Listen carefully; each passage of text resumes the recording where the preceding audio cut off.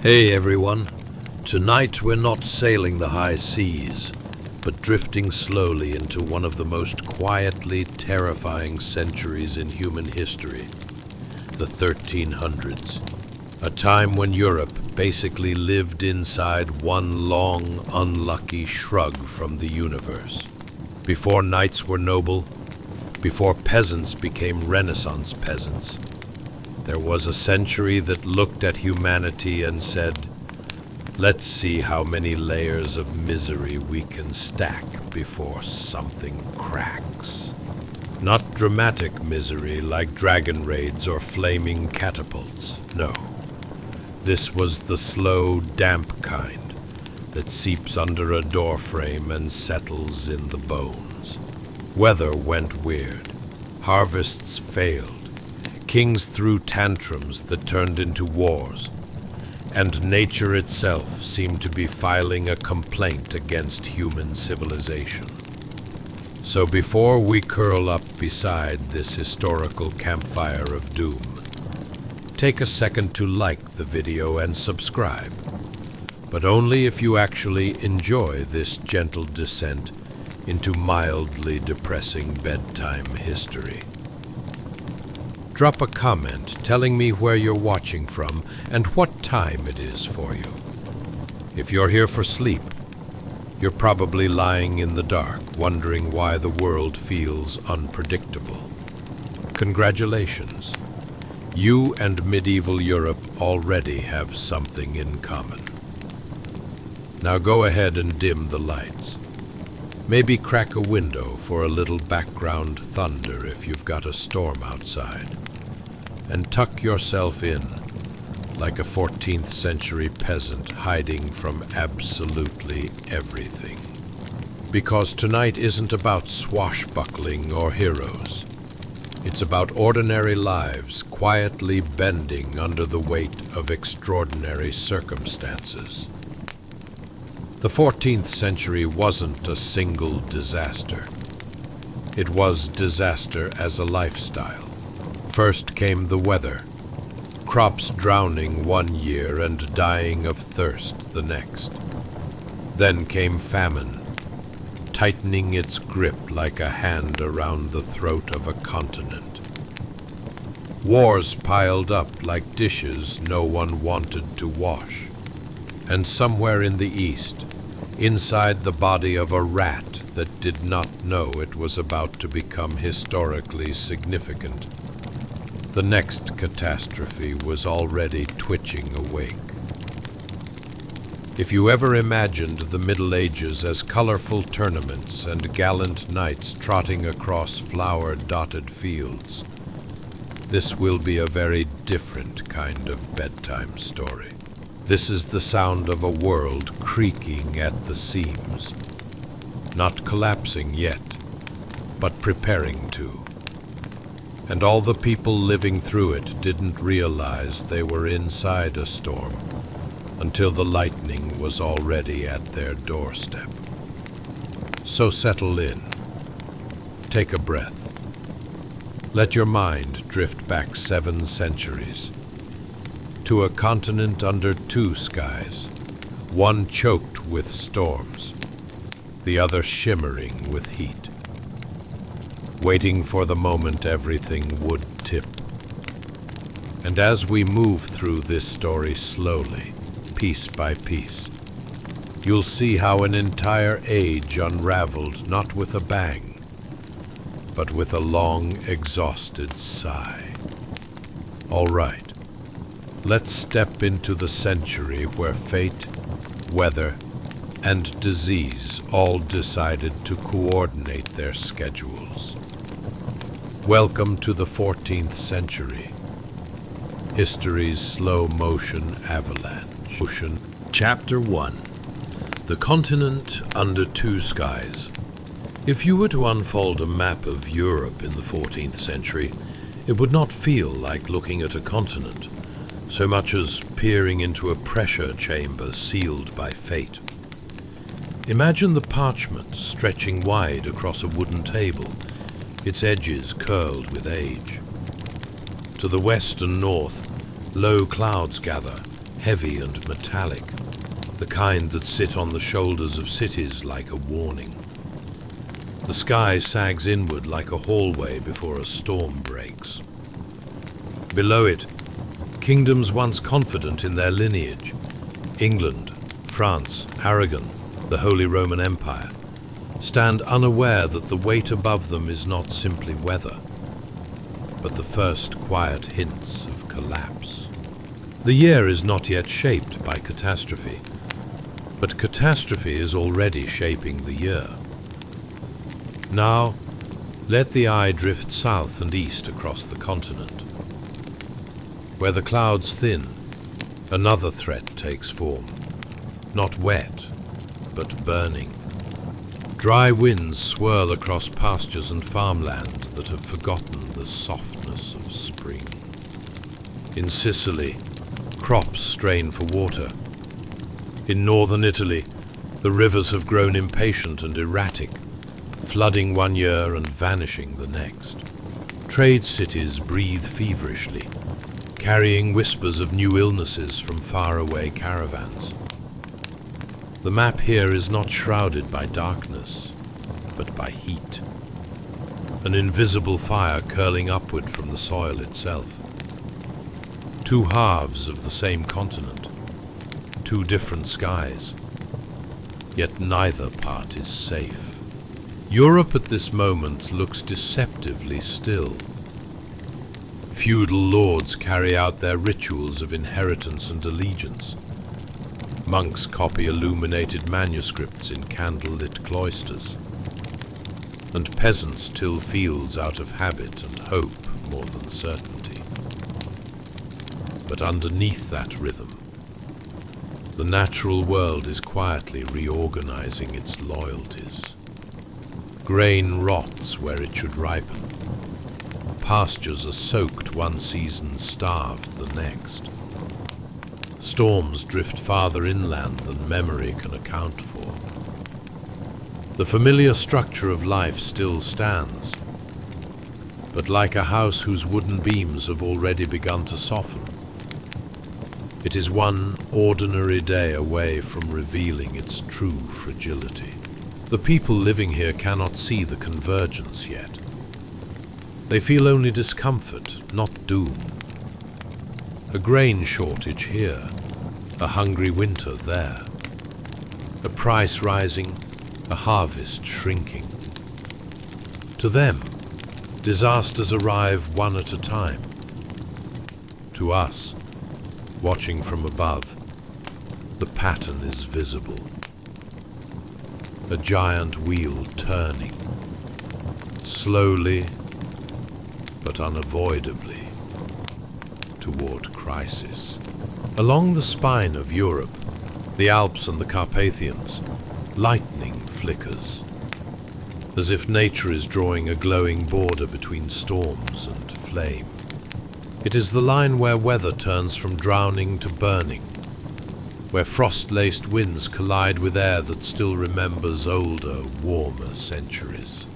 At the time, nobody suspects they are watching the first tremors of what modern historians would call the Little Ice Age. But the countryside feels it long before scholars will name it. And all the while, over trade routes stretching eastward beyond the map's edge, the earliest seeds of another disaster are already in motion. Seeds that do not grow in soil, but in the blood of fleas and lungs. They are not visible. They are not feared, not yet. The map you are looking at is Europe seconds before a wave breaks. A cartographer drawing it in 1320 might have used elegant borders, confident heraldry, and generous color, believing the order of things permanent. But if the parchment could feel its own future, it would tremble with anticipation. Famine waits in the clouds. War waits beneath the banners of kings. And in the merchant ports of the Mediterranean, a quieter doom waits in crates and cargo, curled like a shadow inside the body of a rat. People often imagine history turning in decisive moments. A battle won, a treaty signed, a kingdom collapsing overnight. But the 14th century does not fall like a struck tower. It sags first, slowly, like a bridge whose ropes have frayed strand by strand. Before the catastrophe comes the soft unspooling, the era of warnings disguised as weather. The map before you is not just a picture of landmass and borders. It is a prelude, an inhalation before the long, desperate exhale of an age. Beneath either sky, storm-choked or firelit, Europe is already changing shape. Not on parchment, but in spirit. Everything still appears intact, but nothing quietly, truly is. Chapter 2. The street turns into soup. Let's step off the map and into the rain. You push open the scriptorium door, and the century immediately tries to climb into your shoes. The town outside is upset porridge, brown, lukewarm, and determined to hug your ankles. Rain falls with the confidence of a royal decree.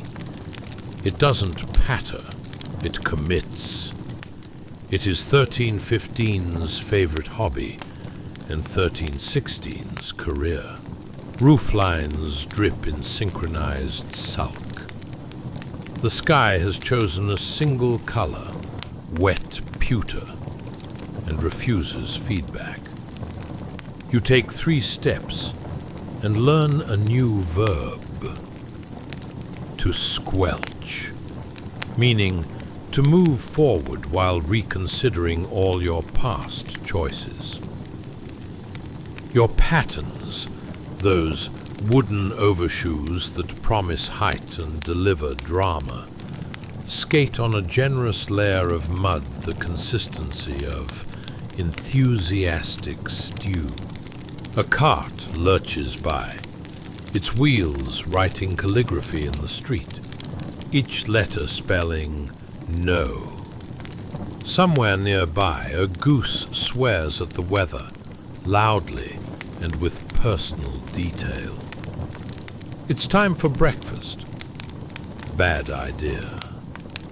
The baker's stall is a shrine to optimism and the absence of wheat.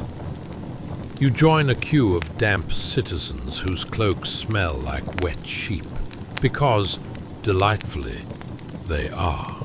The baker slides loaves from his oven with a face that has forgotten smiling, a craftsman of edible compromise. Today's bread is a maslin mix of whatever grains held hands long enough to be ground. You spot rye, some barley, maybe a handful of peas that wandered in without an invitation. The crumb is dense enough to double as a paperweight. The crust has the moral fiber of a small fortress. A constable with a very official hat and a very unofficial umbrella, a hood that leaks slower, carries scales for the assize of bread and ale. He weighs loaves, nods at legal frowns, and pretends prices can be controlled by the force of his eyebrows. Everyone knows the truth.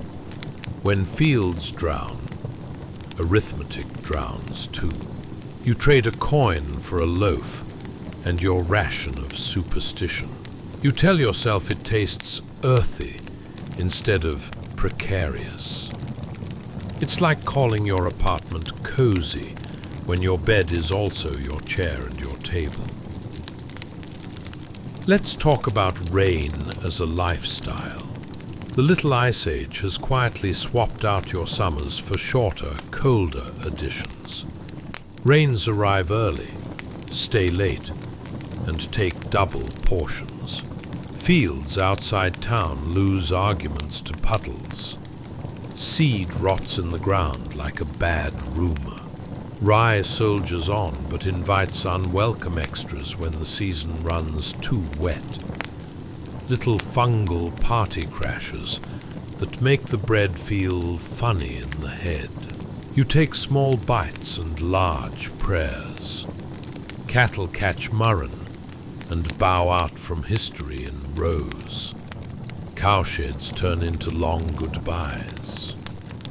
With meat scarce and milk sullen, you develop a complex emotional relationship with cabbages. Modern comparison break. Imagine meal prepping when your oven is the weather, your pantry is a puddle, and your grocery app says delivery in 18 months because the road floated away. It's time for work. Also a bad idea, but nobly attempted. You slog to the market square, where merchants have invented new uses for tarps. Stalls shelter under patched sailcloth that once knew a ship and now knows humility. The tanner is stirring skins in a barrel with an aroma that redefines personal boundaries. The rain dilutes it in a way that only spreads the message. A fishmonger offers river catch that looks as surprised to be here as you are. Sea fish is rare. Storms keep cogs in harbour, and the North Sea has been in a mood for months. Herring don't read schedules, and even if they did, boats are not reading waves. Prices climb a ladder and leave it behind. The town crier announces the weather, wet, and a few new rules about grain hoarding. He bangs a handbell that sounds like optimism and echoes off stone. He also reads a list of alms for the hungry. You're on it. Sometimes as giver, sometimes as receiver, depending on how your week went with reality. At the parish church, a chest collects coins and prayers. The priest says the famine is a test. You look at the sky and wonder if it's studied for this. Let's talk about getting dry. Or not. Your house is a one-room conversation between wood, daub, and regret. The thatch roof sags like a thought in late afternoon. Every hour it chooses a new leak. You hang a bucket directly under the most ambitious drip and congratulate yourself on home improvement. The hearth tries. It truly does. Smoke curls around the rafters, searching for a chimney that is more of a suggestion. Your cloak steams, and so do you, like two vegetables in a medieval soup. Inside, the floor is compacted earth, wearing a seasonal gloss. You spread fresh rushes over it, which is to say, you add a crunchy garnish to your puddle. In a drier year, the rushes would be swapped out with ceremony. This year, they become a layered lasagna of plant life and accidental archaeology. You tell yourself it's rustic. Your feet tell you it's biology. Lunch happens because hope is a carbohydrate.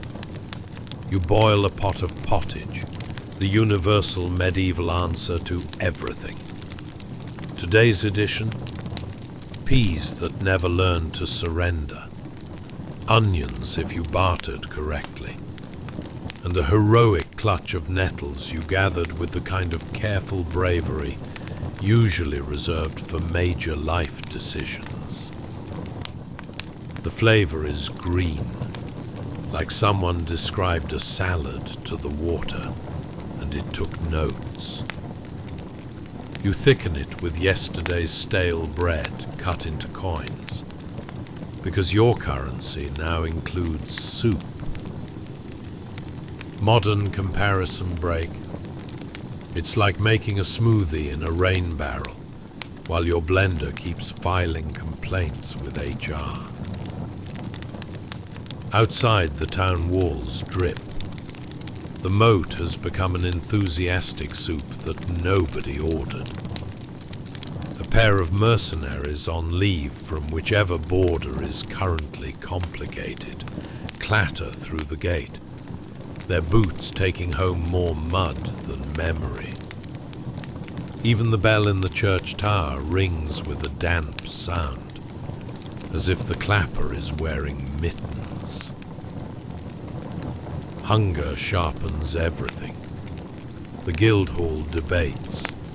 Salaries with soup spoons. The miller swears he can grind what the fields can't grow, which is impressive theatre. The reeve makes lists of who has seed corn left, who doesn't, and who pretends. You watch neighbors make new economies, swapping a hen for a sack of barley, a day's labor for the privilege of borrowing a dry corner of a barn. Somewhere, a noble reduces a rent and calls it mercy. Somewhere else, a noble does not and calls that order. You make a face that translates across centuries. Evening leans in early because daylight has unionized. You walk home under a sky that's basically a towel someone forgot to wring out. Somewhere a chronicler is writing, and it rained, and running out of ink. You tuck your loaf into a cupboard that has never seen a dry day in its life, and consider the mathematics of making it last until the next ship braves the Baltic and the storm decides to take a personal day. You lie down on a straw mattress that has a sense of humor and listen to the rain drum its favorite song on the thatch. It is not a lullaby, but it is consistent, and sometimes that is enough. Your last thought before sleep is practical and small. Tomorrow you will move the bucket to the left by 1 finger's width. In a year like this, precision is hope with a ruler, hope with a ruler. Chapter 3. The cupboard learns to echo. Let's talk about dinner, or the rumor of it. Morning has the decency to arrive, but the sky is still a damp towel someone forgot to wring out. The thatch above your head drips at a civilized pace, as if practicing for a recital. Water stains creep down the daub like maps of countries where no one wants to live. Your hearth yawns cold. The last ember gave up in the night, muttering something about poor working conditions and a lack of kindling. You sit up and count the quiet. It's a simple inventory. 1 rushlight, sputtering like a guilty thought. 2 wooden bowls. 1 iron pot that smells faintly of yesterday's bravery. And 3 rat-chewed grain sacks, their mouths puckered and ragged as if the moon took a bite. The sacks weigh nothing. You pick one up and it sighs in your hands like old fabric and bad news. Your family gathers the way people do when warmth is an animal you must trap. The room feels smaller because everyone's ribs have gotten closer to the air. Your mother's face has become a landscape of cheekbones.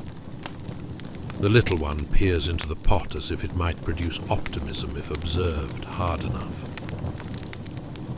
Grandmother sits on her stool and remembers better harvests and worse lords, which is honestly a tie. Outside, the rain reheats the world. Inside, you do math that would make a saint swear. You spread 7 barley grains on the table like coins. Seed for spring is a promise you can't stop making. Eating seed corn is the last stop on a road you swore not to take. The medieval version of selling your bed to buy a pillow. You slide 3 kernels back into the sack as if that will make them multiply like gospel stories. You tell your stomach to invest. Let's cook. Bold claim. You pour water into the pot. It clinks the way empty things do. A miracle occurs when you find an onion, soft around the edges but still proud of its identity. You shave it down like a barber moonlighting as a poet. A handful of nettles that you gathered with dramatic caution come next, chopped fine to disguise their personality. The pottage turns the water a hopeful green, like spring sending a postcard to winter with the caption, "Soon." The smell rises, herbal, humble, the perfume of survival. It's not nothing. It's not much. The little one asks if there's bread. You break off the last honest slice from the Maslin loaf you bought yesterday. Its crust a thesis on stubbornness. You cut it into 6, then into 8, because fractions are free. The knife squeaks like bad violin. You pretend it's music. Modern comparison break. It's like doing intermittent fasting, except the interval is the calendar, and your app keeps sending push notifications that say, "Lol." You ladle pottage into bowls with the gravity of a judge. Each scoop carries exactly the same number of pea ghosts, which is to say, none. The nettles taste like someone told a leaf to be brave. The onion is a tiny party. Someone makes a joke about chewing slowly so your dinner lasts until tomorrow. Everyone laughs in the polite way people do when they're trying not to think about tomorrow. Let's discuss the house, that enthusiastic collaborator. The roof weeps at a rate that suggests feelings. You move the bucket again, a hair's width left, orchestrating a symphony of plinks. The door rattles in its frame like a nervous tooth. The single hole that calls itself a window is shuttered, because the wind has strong opinions and the rushlight is shy. Smoke from the hearth lingers in the rafters, which do not admit a chimney, just the concept of one. Your cloak steams with damp ambition. A rat pops out from behind the woodpile, looks at you with the professional confidence of a career freelancer, and zips away. The cat, who is named Lady Charity because irony is free, lifts her head, considers the rat for a full philosophical moment, and goes back to sleeping on your only dry glove. Lady Charity believes in grace, not labour. News trickles in with neighbours. Thomas from 2 cottages over says the reeve measured the Lord's granary with eyes that were sorry but hands that were not. The priory gave out a thin ale and 2 loaves to 7 families, which was either mercy or math, depending on your place in the queue. No one mentions the men who went to the forest to look for pigs that don't belong to them. No one mentions how many came back. You all become very interested in the weather. It's wet. Let's step outside and pretend it helps. You join a small pilgrimage to the common fields, which have become a mirror no one asked for. The road is a collection of regrettable choices. In the hedgerow you gather hips and haws like a squirrel with a Bible. You find acorns bitter as bad love. You know about leaching tannins from a wise aunt and a foolish experiment. Boil them long enough and the bitterness wavers. Grind them with barley and you can persuade them into bread that has opinions. It's not a great plan, but this year you're dating plans for their personality, not their looks. Murren took 3 cars from the village last month. You count time in absences now. The shepherd's flock is a rumour in the rain. Wool is dear and laughter has a price. The fishmonger in town has nothing but a story about a boat that tried and a storm that tried harder. The cooper says his trade is brisk because barrels float. Everyone has become a poet against their will. Back home you squeeze the pottage pot with a spatula made from hope.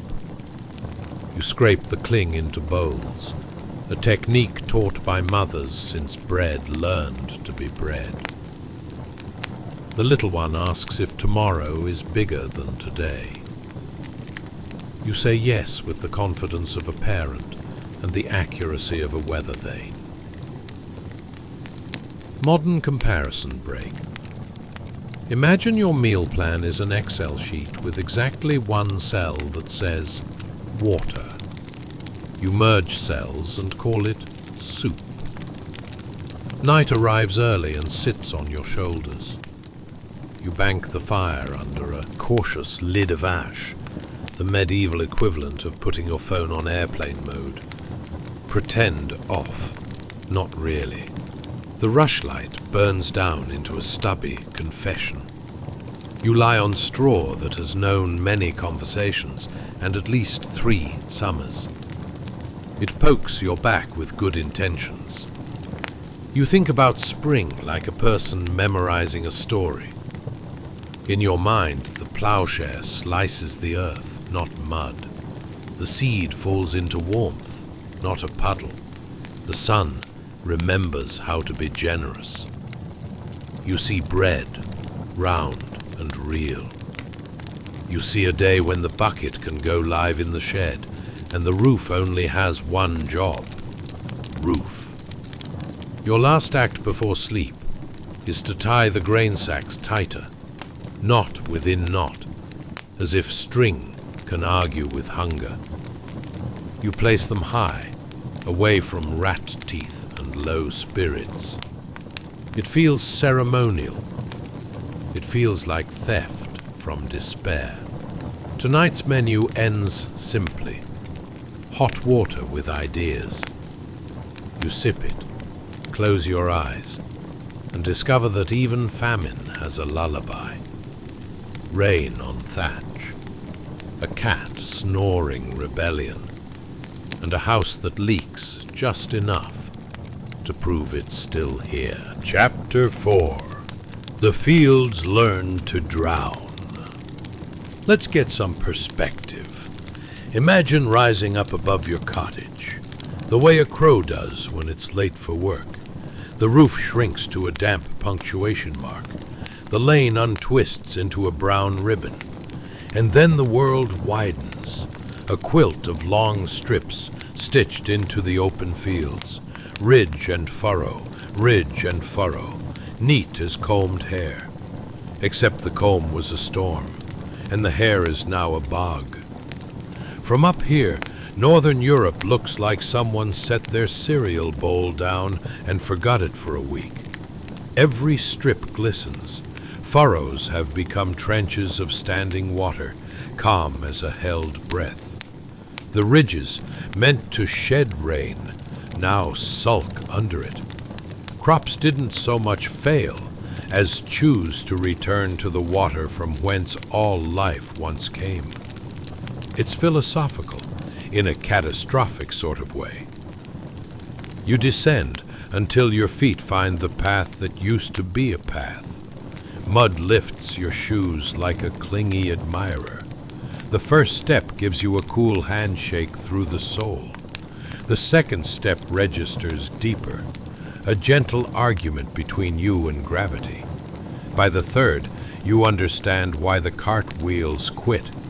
They're over it. The barley that survived the talkative spring has rotted in place, each stalk a little funeral.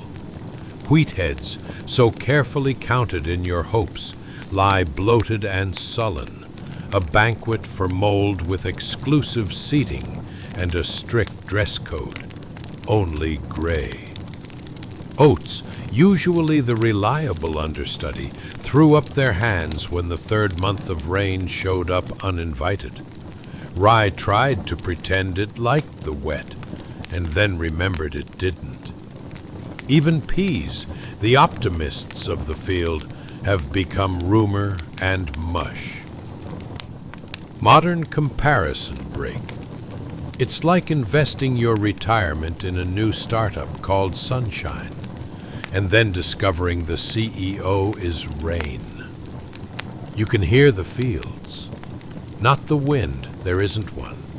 Just the soft, endless glup, glup of water deciding where to be.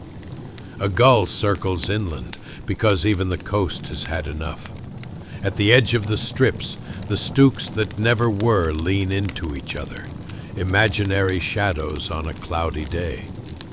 On the domain, the Lord's land, the large share of those very same fields, the reeve stands with a stick and the face of a man conducting a census of puddles. He squints like a person trying to read the small print on a lease that says, "We'll collect rent in the form of crops that don't exist." Labor services still need performing, he says, as if you can bundle and stack water. You nod, because arguing with a stick never caught a fish. Let's talk about the plow. Bad idea. The heavy plow is parked in the byre, a noble ship that will not sail today. The iron share has rust freckles like a teenager. The four-ox team that usually pulls it snuffs the dank air and stamps, as if practicing for ballet in a swamp. Yokes hang with the gravity of all plans postponed. Oxen like routine. Oxen do not like wading. You try to coax them down the headland, but an ox's opinion is a cathedral.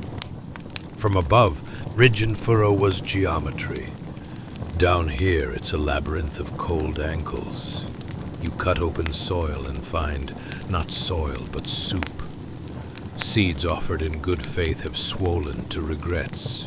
The smell is a farm turned inside out, sour straw, rot, the greenish breath of things that should be dry and aren't.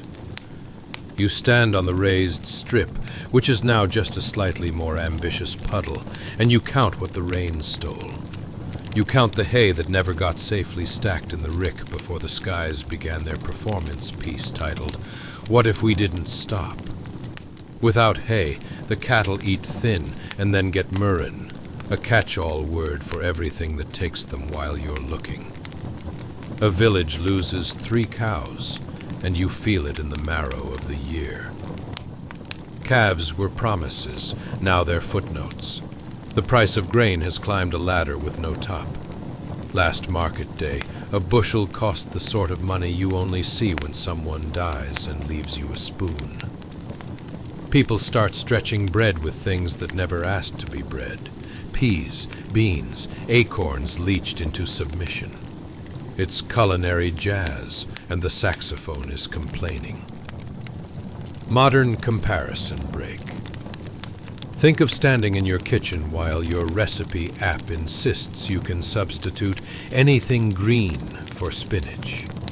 That, but with consequences. The river over there is licking its banks with intent. The ferry sits on a new, larger river that used to be the road to town. The miller who hates silence has too much of it. No dry grain to grind, no cheerful thump of millstones to measure the day. He leans in his doorway and watches the water think. He's not alone. All across the coast, salt pans drown, and with them the cheap salt that used to cure fish and hope. Fasting days still arrive like tax season, but fewer people can afford the fish that make fasting feel like a favor to God rather than a prank. From the sky, yours, borrowed for a moment. This isn't one village, it's all of them. From the North Sea to the Baltic, from the lowlands to uplands that secretly wish to be islands. The mist turns the horizon into an ellipsis. Somewhere beyond it, a clerk tries to make the yield figures add up and ends up with a page full of adjectives. Somewhere else, a barge that would carry grain to a hungrier town sits flat as a thought you can't move along. You kneel and take a clump of soil between your fingers. It sighs into paste. You rub it and pick out the ghost of a root. The field has been your office, your savings account, your social calendar, your therapist. Today it is none of those things, just a large body of evidence. Maybe spring, you say to no one and everyone. The word spring feels like a child's hand in yours, small but insistent. A neighbor splashes up with the sort of cheer people practice for other people's benefit. He says he heard that in Flanders they dug extra drains. You look at your landscape and imagine 1,000 little canals, all eager to deliver water to some other person's problem. Then you both laugh, politely, because even the jokes are damp. You take one last long look from your crow-late-for-work vantage, letting your mind rise above the habit of staring at your boots. The fields stretch in every direction, wet as a sarcasm. The horizon, if you squint, could be promising. It could also be the world shrugging. Back at ground level, you adjust your cloak, which soaks up rain the way gossip soaks up an afternoon. You turn toward home, which has become surprisingly attractive now that it is not the sky. Behind you, the land continues to listen to water. Before you, the house does its impression of shelter. Between the two, you walk. Modern comparison break. It's like being CC'd on a very long email thread where everyone says, "As per my last message," and the only attachment is weather. You reach the hedge, squeeze through, and the fields fall away behind you. They'll be there tomorrow. So will you. Not exactly a plot twist, but technically that's suspense. Chapter 5. The streets learn to cough. Let's go to town. You leave the fields behind you like a bad dream that insists it was meaningful. The lane that used to be dust is now a narrow creek with traffic. You follow it toward the walls. The city gate rises out of the damp like a stern eyebrow, with a porter who looks bored in the way only a man paid to stare at a door can look bored. He lifts the chain of a toll basket as if it weighs the same as hope. You surrender a coin that has spent too much time sweating in your glove, and in return, you get access to everything you weren't sure you wanted. Inside, the street pinches. Houses lean in toward each other, upper stories jutting out with the confidence of elbows at a crowded table. So much timber leans on so much timber that the sky feels like something the street borrowed and forgot to return. Between the jetties, a ribbon of light and a very public perfume. Smoke, old fish, tallow, onions, last week, and someone's chamber pot auditioning for the role of weather. Footing is strategy. The center of the lane is a long gurgle where yesterday's meals and this morning's ambitions flow toward the river. The sides are a negotiation, with doorsteps, barrels, and people. So many people. The countryside keeps sending its worry to town, and town keeps nodding. Yes, yes, stand over there, we're also worried. Men with shoulders like coat racks. Women hitching skirts, eyes like charcoal. Children, thin as quills, bumping through like punctuation on legs. You dodge a pig that is having the time of its life at an open gutter. A goose glares at you as if you insulted its family. Somewhere, a tinker hammers rhythm into a dented pot, and the sound blends with a saw, with a market crier listing stale bread in the tone of a man selling jewelry. The baker's shop exhales a smell that is almost bread, and therefore mostly memory. Prices are a joke with a mean punchline. On the church steps they sit, men whose knees are knuckles beneath wool. Women with faces pinched to seams. Begging isn't hidden. It's open as the weather. For the love of God, they say, because that is the only account anyone still honors. A boy quietly unwraps his own wrist from a string so he can hold his palm out properly. An old woman shows you a kiss of bone at her cheek every time she tries to smile. You know these people, or you could have, if a few rains had fallen different. Modern comparison break. Imagine your city's busiest sidewalk right after a big game lets out. Now, remove the game, the hot dogs, and 80% of everyone's body weight. Add the smell of a candle shop that stocks only rancid cod and hints of cow. The guild halls loom like tidy ideas. Bakers, drapers, mercers, each with an emblem that says stability is a logo. Inside, some men talk about ordinances with the seriousness of a man aligning buttons. Outside, a man with his ribs showing is teaching a dog to accept a crust with grace. The draper's apprentice sweeps a threshold that will be dirty again before the broom can think about having a personality. A door opens above you, and a pale hand tips a pot neatly, the contents choosing you by majority vote. Someone shouts a warning, but you only catch the last syllable, which sounds like "Lo!"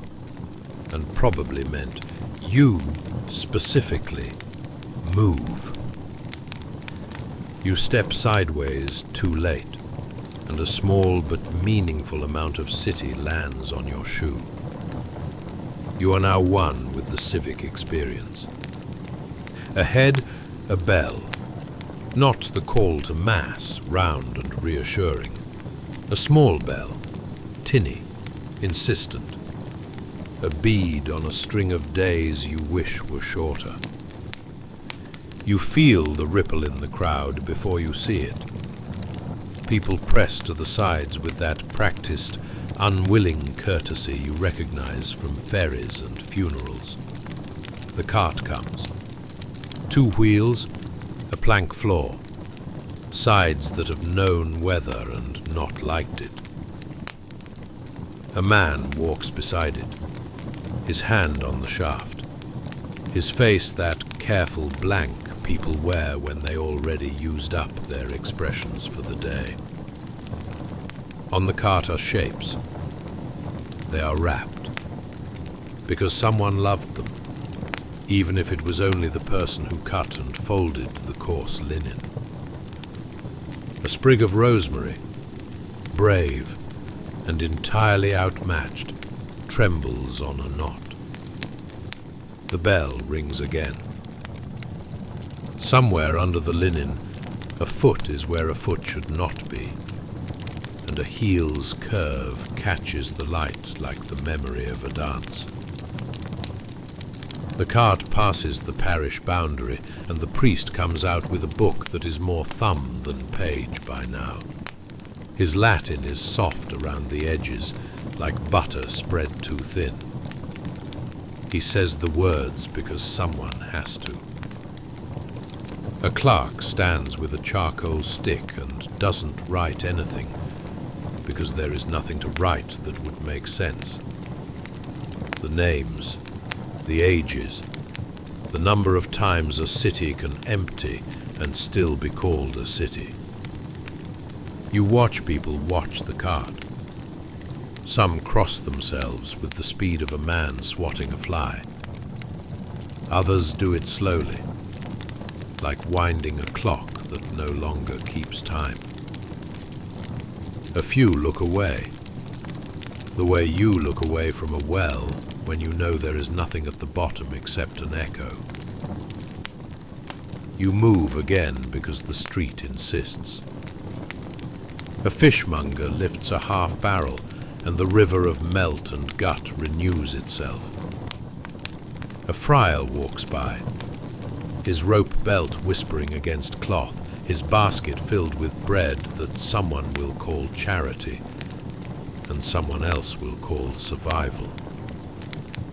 A city ordinance nailed to a post asks people not to throw refuse in the lane, and the lane writes back in smell. Over there by the butcher's, two men argue in the tense and familiar way of people who want to feel in control of something, anything. They argue about meat weight and end up arguing about the sky. A girl threads through with a basket of rushes and a face set to neutral. She is everyone's sister and no one's responsibility. Her hair smells faintly of smoke. She carries 4 candles in her pocket like a set of tiny suns she will loan the night for a few hours. Another bell, another cart. Time has become a loop with a wheel on it. Modern comparison break. Think of it as a traffic update. Expect delays due to a heavy volume of existential dread. Left lane closed permanently. Detours to the nearest church are provided, but no one knows if the map is accurate. The tanner's yard is downwind because everyone agreed once, loudly. The river wears a collar of brown froth. Men work there anyway, because rent is less philosophical than rivers. Their hands are the same color as their work, and will be, forever. They will outlive some things, and not others.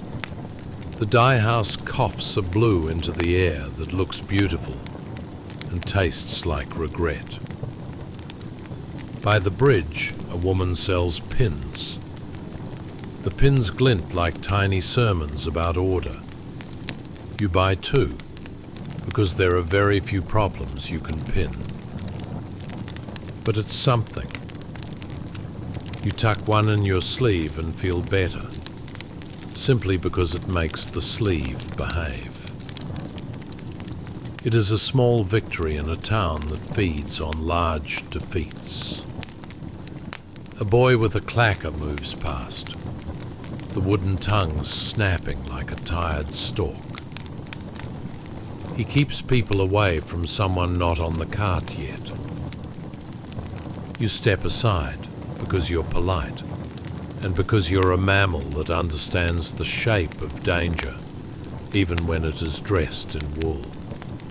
You pause under a sign that shows a golden lion who has never met a lion. Above you, shutters clap. Below, the street does what it does. You look down its length and see it bend out of sight like a sentence you can't quite finish. You do finish this, though. You breathe. You put one hand on the wall to steady yourself and feel the warmth of a sun that has finally wandered back between the rooftops. For a second, the street smells like wood and yeast, and the ghosts of lavender someone tied to a beam last summer. Then a dog splashes into the gutter. A hawker lifts his voice. A bell rings, and the city returns to itself. You step into the narrow light, and it gives way. Not exactly a welcome, but technically an entrance. Chapter 6. A sun the color of old milk. Let's leave town. Step past the last leaning houses and the last indecisive puddle. Through the postern where the wind always seems to audition for the role of knife, and the city exhales you into its larger, colder parent, the countryside. The bell you've been hearing for hours fades behind the wall, replaced by a different music entirely, the soft crack of ice remembering how to fail, the sigh of a forest in a heavy coat, the quiet of a sky that misplaced its blue sometime in November and hasn't bothered to file a report. Here is winter when it stops being a rumor and starts being architecture. The little ice age has parked itself over the century like an overachieving cloud. The sun is up there somewhere, technically, but it's the color of old milk and just as inspirational. It presses its weak coin of light through a ceiling of wool-dark cloud, and the best it can manage is dimly accusatory. Your breath draws diagrams in front of your face, and your nose does a perfect impression of a small bell. Let's talk about walking. The lane is no longer a lane, but a philosophy about lanes. Ruts hardened into rungs during last week's freeze, then glazed themselves in last night's microscopic treachery. Your boots are thick, your socks are optimism, and both of them are losing. You feel each step up your calves, through your thighs, and into a hamstring that files a complaint with your future. The leather of your shoes has been pegged and nailed, and still it lies to you about being waterproof. Waterproof in the 14th century means water will still find you. It just respects you slightly less. The hedges wear diamonds. Hoarfrost, thick as a thumb, turns every twig into a sermon about fragility. The trees are black quills written into a gray page, each branch outlined with the kind of glitter children's books promised, but never delivered without supervision. Somewhere a robin tries out a note, decides the audience is hostile, and reconsiders its career. The village ahead is a pocket of roofs pulled low. Thatch bears the weight of winter like a tired ox. It sags and drips, and occasionally slid a little avalanche onto the unwary. Smoke threads up from louvers and holes in a sulky spiral.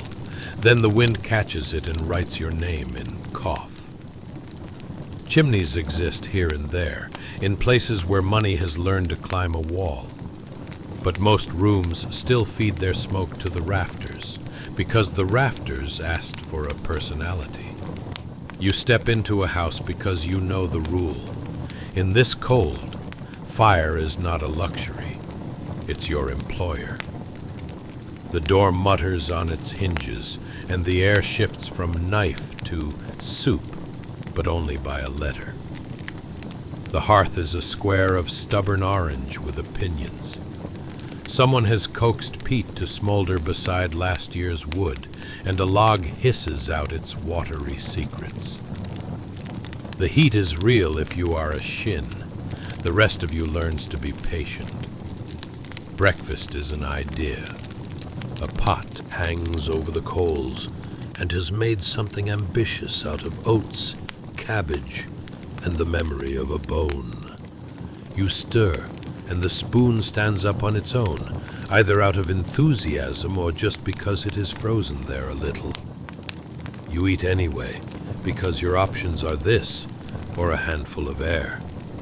The taste is earthy, in the sense that the earth is winning. Modern comparison break.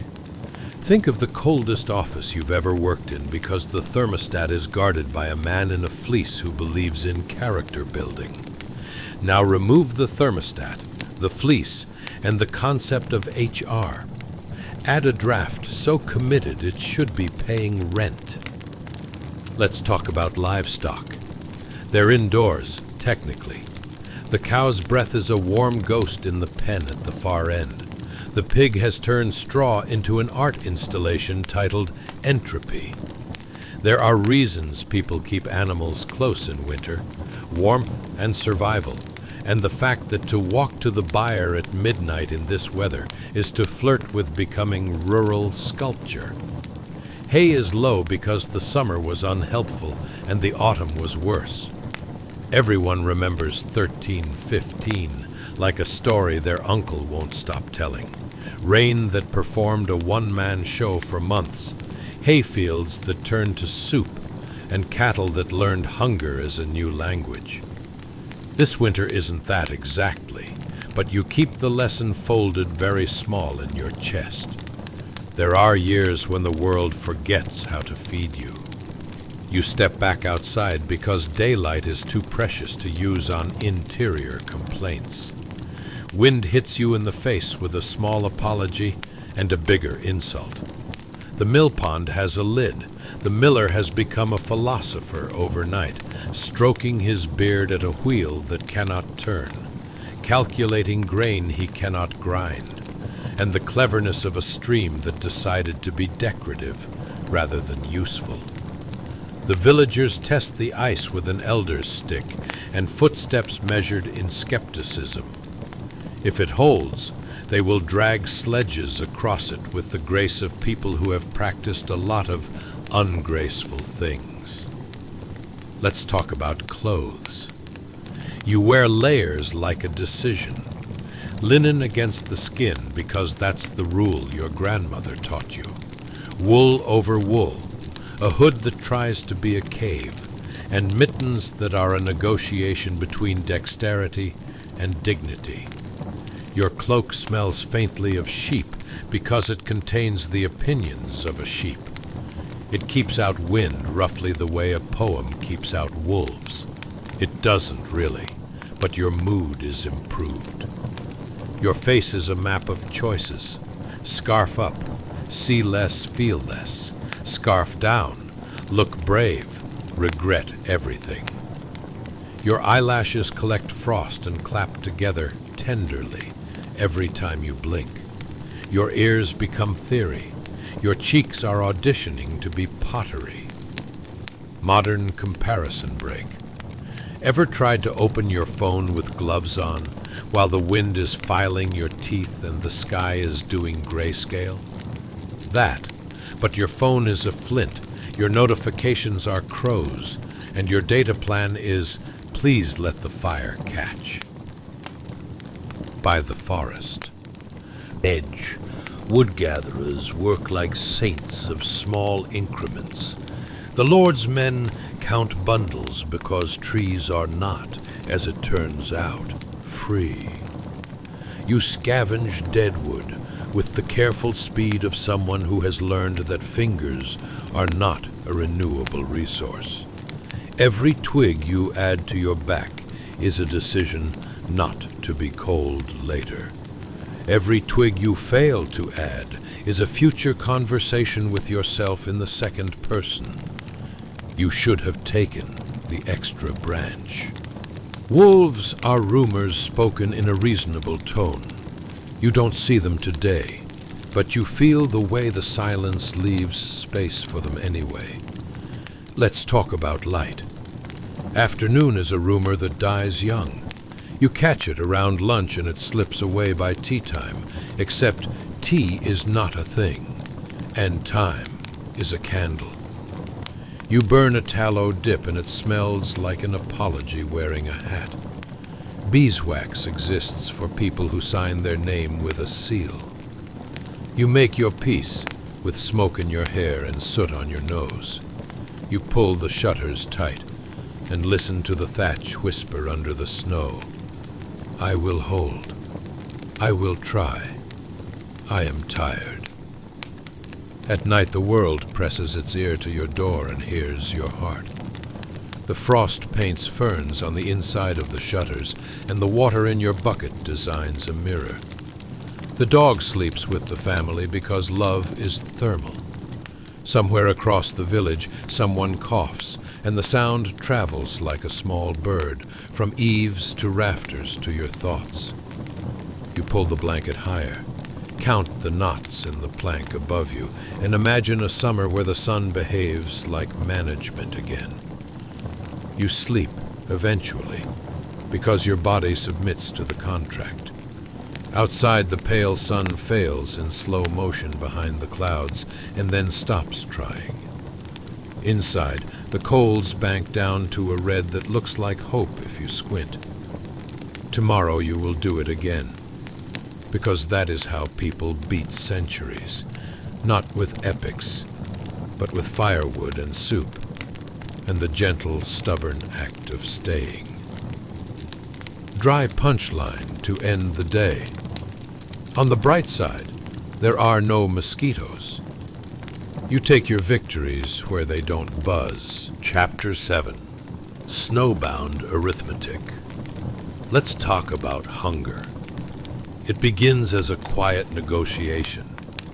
You tell your stomach a bedtime story. Your stomach answers with a whale song. Out here, away from the city's bell and the miller's sulks, the village is a fist of houses clenched against the cold. Snow stacks itself in tidy, vindictive drifts that remember everyone's height from last week and add a little extra out of spite. Doors open inward because opening outward would mean arguing with the shoulder-high biography of weather. You step onto the lane that isn't. Your boots meet a surface that is both floor and memory.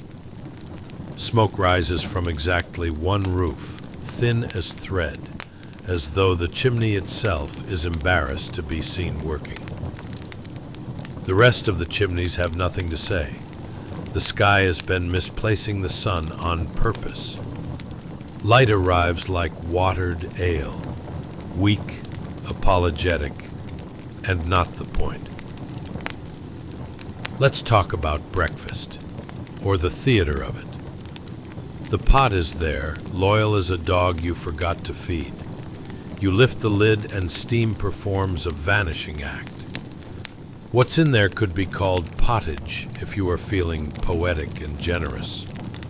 Oats shaved thin, barley that remembers being rain for a long time, cabbage that wrote a will, and, if you squint, a shred of last month's pig whispering from the bottom. You stir. The spoon stands upright as if pledging allegiance to the concept of hope. You add water the way philosophers add footnotes. Stretch it more. That's the arithmetic. Mouths, days, handfuls, the line between seed and supper. Modern comparison break. You know intermittent fasting, the one with the app that throws confetti when you haven't eaten for 16 hours? This is intermittent fasting with no confetti, and the interval is when we find a turnip.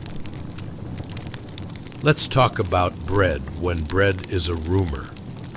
You have flour, but not the kind that makes bakers sing. The mill wheel is a sculpture this month. Grain that made it into sacks is guarded like a saint's toe bone, and the price has climbed a ladder and pulled the ladder up behind it.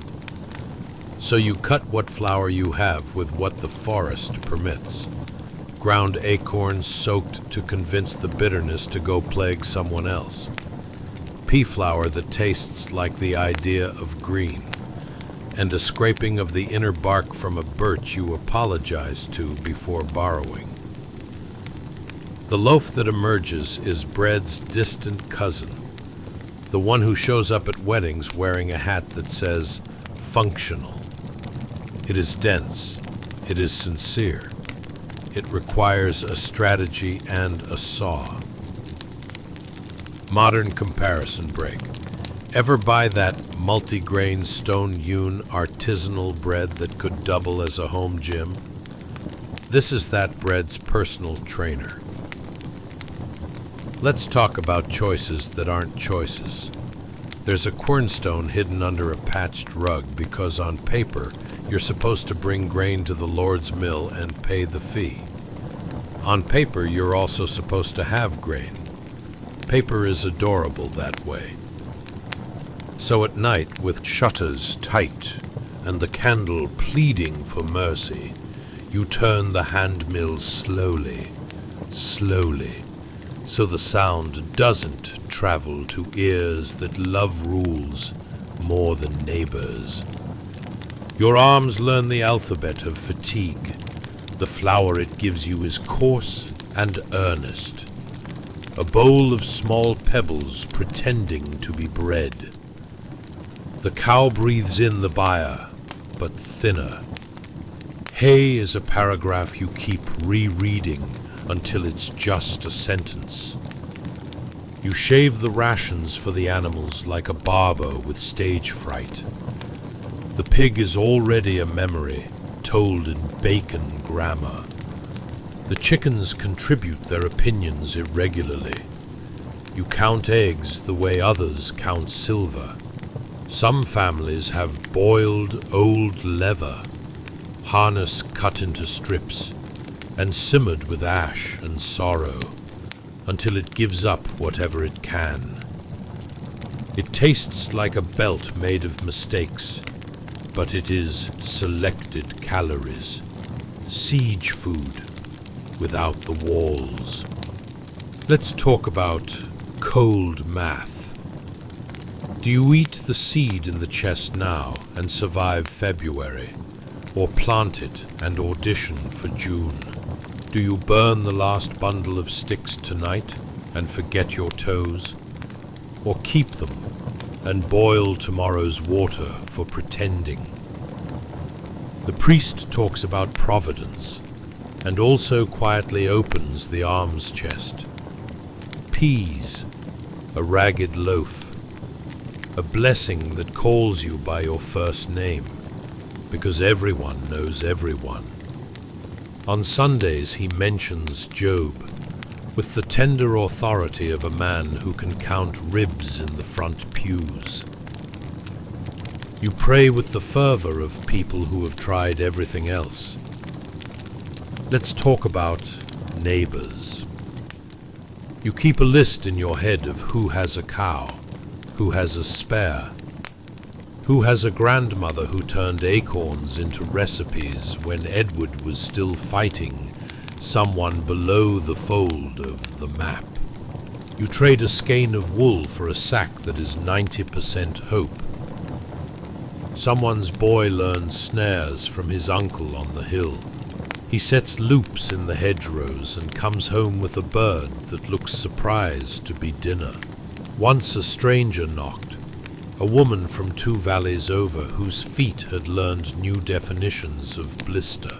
You let her sleep by the fire, and in the morning she leaves a story and a pin, and you don't ask questions about the parts of her story that had no nouns in them.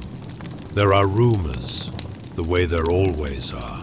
A town downriver where mothers made choices you put into a box and close with both hands. A market day ended not in buying, but in a scuffle over a sack that turned out to be nothing you could eat, unless you were a mouse with dreams. You don't repeat those rumors in a room where children can hear. You give the children the last piece of the crust, and you tell them stars are pinholes in heaven's cloak to let the light through. You tell them stories with fat in them. Let's talk about ergot, but only briefly. The rye in the sack has strangers living in it. Black horns where kernels should be. The older women pick them out, the way they pick lice, brisk and unafraid, because they have learned what bread made with those kernels can do to hands and feet and minds. You learn to recognize danger as a color. You throw the bad ones to the ditch and hum a tune that has kept worse things away, probably. Let's talk about the afternoon that forgot to be long. Light thins at the edges until it's lace. You sweep the floor with a straw broom that's more report than solution. The water in the bucket has a lid again. You save the hot stones from the hearth, wrap them in cloth, and put them at the foot of the bed like small promises. You tell the dog he's a hero and mean it. Your stomach sings a sad hymn. Your head floats a little, a balloon tied to a string named posture. You sleep more to avoid being awake where hunger lives. Modern comparison break. Calorie counting, but your app is just a notch on your belt moving in the wrong direction, and the push notification says, good luck. And yet, someone laughs anyway, because someone told a story about the time the miller fell in his own pond. And if you can't laugh at a miller-shaped hole in the ice, when can you? Someone hands you a slice of their bark bread with a thumbprint in it, so you know it's made by a person and not by winter. You add a twig to a neighbor's fire, because twigs travel better than sermons. You go to sleep with your hands on your belly, like you're holding something, which you are, tomorrow. Dry punchline to end the day? On the bright side, leftovers are extremely manageable. You can store them in the same place as your unicorns. Chapter 8. Dockside Delivery. Pepper, silk, and something with teeth. Let's talk about warmth, but the kind that comes with a catch. After snowbound arithmetic and bark-bred diplomacy, slide south in your mind until the air stops biting and starts smelling like brine, tar, garlic on someone's breath, and money. The harbor is a throat clearing, a city's front door held open. You stand on the quay where gulls do their aggressive yoga and dockhands wear sunburns like uniforms. The water slaps the stone with a sound like polite applause for a play that will soon get very weird. The port is awake in all languages.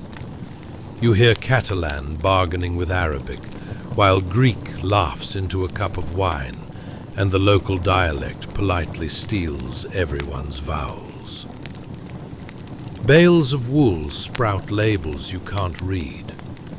Barrels roll with the confidence of barrels everywhere, and somewhere a customs officer practices the ancient art of pretending not to see what's under the top. Pepper is the prom queen of spices. It arrives in little black commas that make meat remember it had a point. Silk glows like a smug sunset. There's alum for dyeing, sugar that insists it is medicine, and cotton that makes even the roughest tunic daydream. Modern comparison break. Imagine an airport baggage claim. If the bags contained exotic smells, a questionable octopus, and at least 3 moral dilemmas. And the carousel is a donkey. Look out to sea. A shape grows where the horizon had been keeping secrets. A ship, big-bellied and dignified once, now wearing her months the way your winter boots wear salt stains. She's a Genoese galley, mostly. Oars shipped like folded insect legs. A great lateen sail hangs in a triangle, patched with cloth that doesn't match, like a quilt made by a committee that hasn't slept. Her hull creaks the way knees do in February. On her bow, a saint looks forward with an expression that says, "I'm doing my best." Rumors travel faster than ships. The boy who sells figs starts it. "From the Black Sea," he says, eyes wide like he owns stock in catastrophe. "From Kaffa," says a man who always knows things and is occasionally right. Someone else swears the crew fought sea serpents, which is how you know they mean storms. Either way, the galley limps, and the key does what keys do best. Stares with curiosity, pretending to be concerned. Let's talk about docking, or the choreography of optimism. Lines fly, thick as wrists. Grappling hooks bite. Men with hands like wood knot hawsers to bollards older than their grandparents. The water between ship and stone turns from distance into responsibility. The gangplank lands with a thud you can feel in your kneecaps. A port official steps forward with a stack of papers and an expression borrowed from an accountant and a funeral. The crew appears, thin, as if the wind had been doing taxes and made some ruthless deductions. Faces grey under the tan, eyes bright in a way you don't want. Coughs, like the ship still has storms inside it. They look like men who've been kissed by sleep, with garlic on its breath. The captain bows to the official, says he has pepper, silk, and tales of wind that came from all directions at once. You smell the usual: pitch, rope, men, fish that made poor choices. You also smell something else, a sweetness like fruit that has opinions. You wouldn't notice if your grandmother hadn't taught you the difference between normal sick and the other kind. Let's talk about the other kind, quietly. You don't see it. That's the trick. The city will remember this day by the coughs, but the day itself is being signed by feet no bigger than a fingernail. Fleas, which are basically punctuation marks with jumping as a hobby, live in the fur of rats that treat the mooring rope like a commuter train. Rattus rattus, small and glossy, inspector of grain sacks, auditor of flour bins. They are so good at what they do that they will soon be indicted by history. A flea nibbles a rat, discovers a bacterium no one can pronounce yet, and then decides you look like a new neighborhood. You won't know. You will only know the weather turns inside your body. Ever tried to spot a problem that is both microscopic and everywhere? It's like trying to identify which snowflake is rude. The dockside conversation ignores the invisible. Deals are struck. Pepper is measured by the handful like respect. The silk merchant pinches fabric in a way that counts as flirting. The spice scale tilts. Coins wink into palms. A couple of sailors stagger to a tavern and are swallowed by laughter and wine thick enough to apologize. A stray dog follows a rat with the optimism all dogs carry, and the rat proceeds to write a small footnote in disaster. Modern comparison break. Quarantine hasn't been invented yet. The beta version is looking suspicious. And the premium tier is nobody touches anything for a day because the priest said so. Ragusa will dream up a 30-day wait in a few decades. Venice will flex with 40, and someone will build a lazaretto. Today is a free trial with pop-up ads. Let's talk about rats, since they insist. They move along the dock lines like pearls on a string that makes you itch to look at it. They vanish into cracks that have different postcodes. They appreciate the gift you call a city. Grain stores, warm planks, kitchens that leave their doors open to gossip. They are the original influencers. They bring friends. The fleas bring carry-ons. You bring your ankles. It's a collaboration. Someone says, they shouldn't have docked. Someone else says, ships don't eat. The priest blesses the crew in a voice that understands resignation. The physician, who is passionate about humors and gently confused about germs, recommends fresh air and a light broth. You nod because you like broth as an idea. There are whispers from the Black Sea, a siege at Kaffa where the Golden Horde got creative and hurled contagion over walls with catapults. Is it true? The story changes shape in every mouth.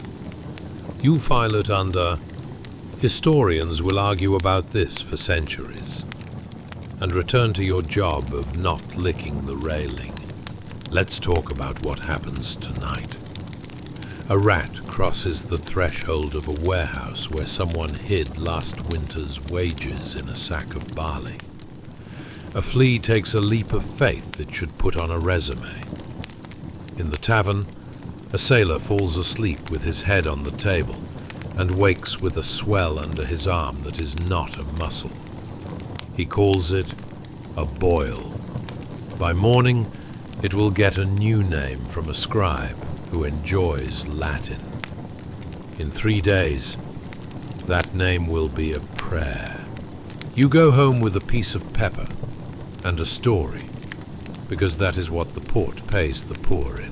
You wash your hands in a bowl that believes in water more than soap. Pat the dog that believes in you more than evidence. And share your pepper with a neighbor like you're rich. The city hums. The ship unloads. The sun sets over masts like a forest that has learned to sail. Dry punchline to end the day. The customs officer waves the ship through, after counting every barrel twice.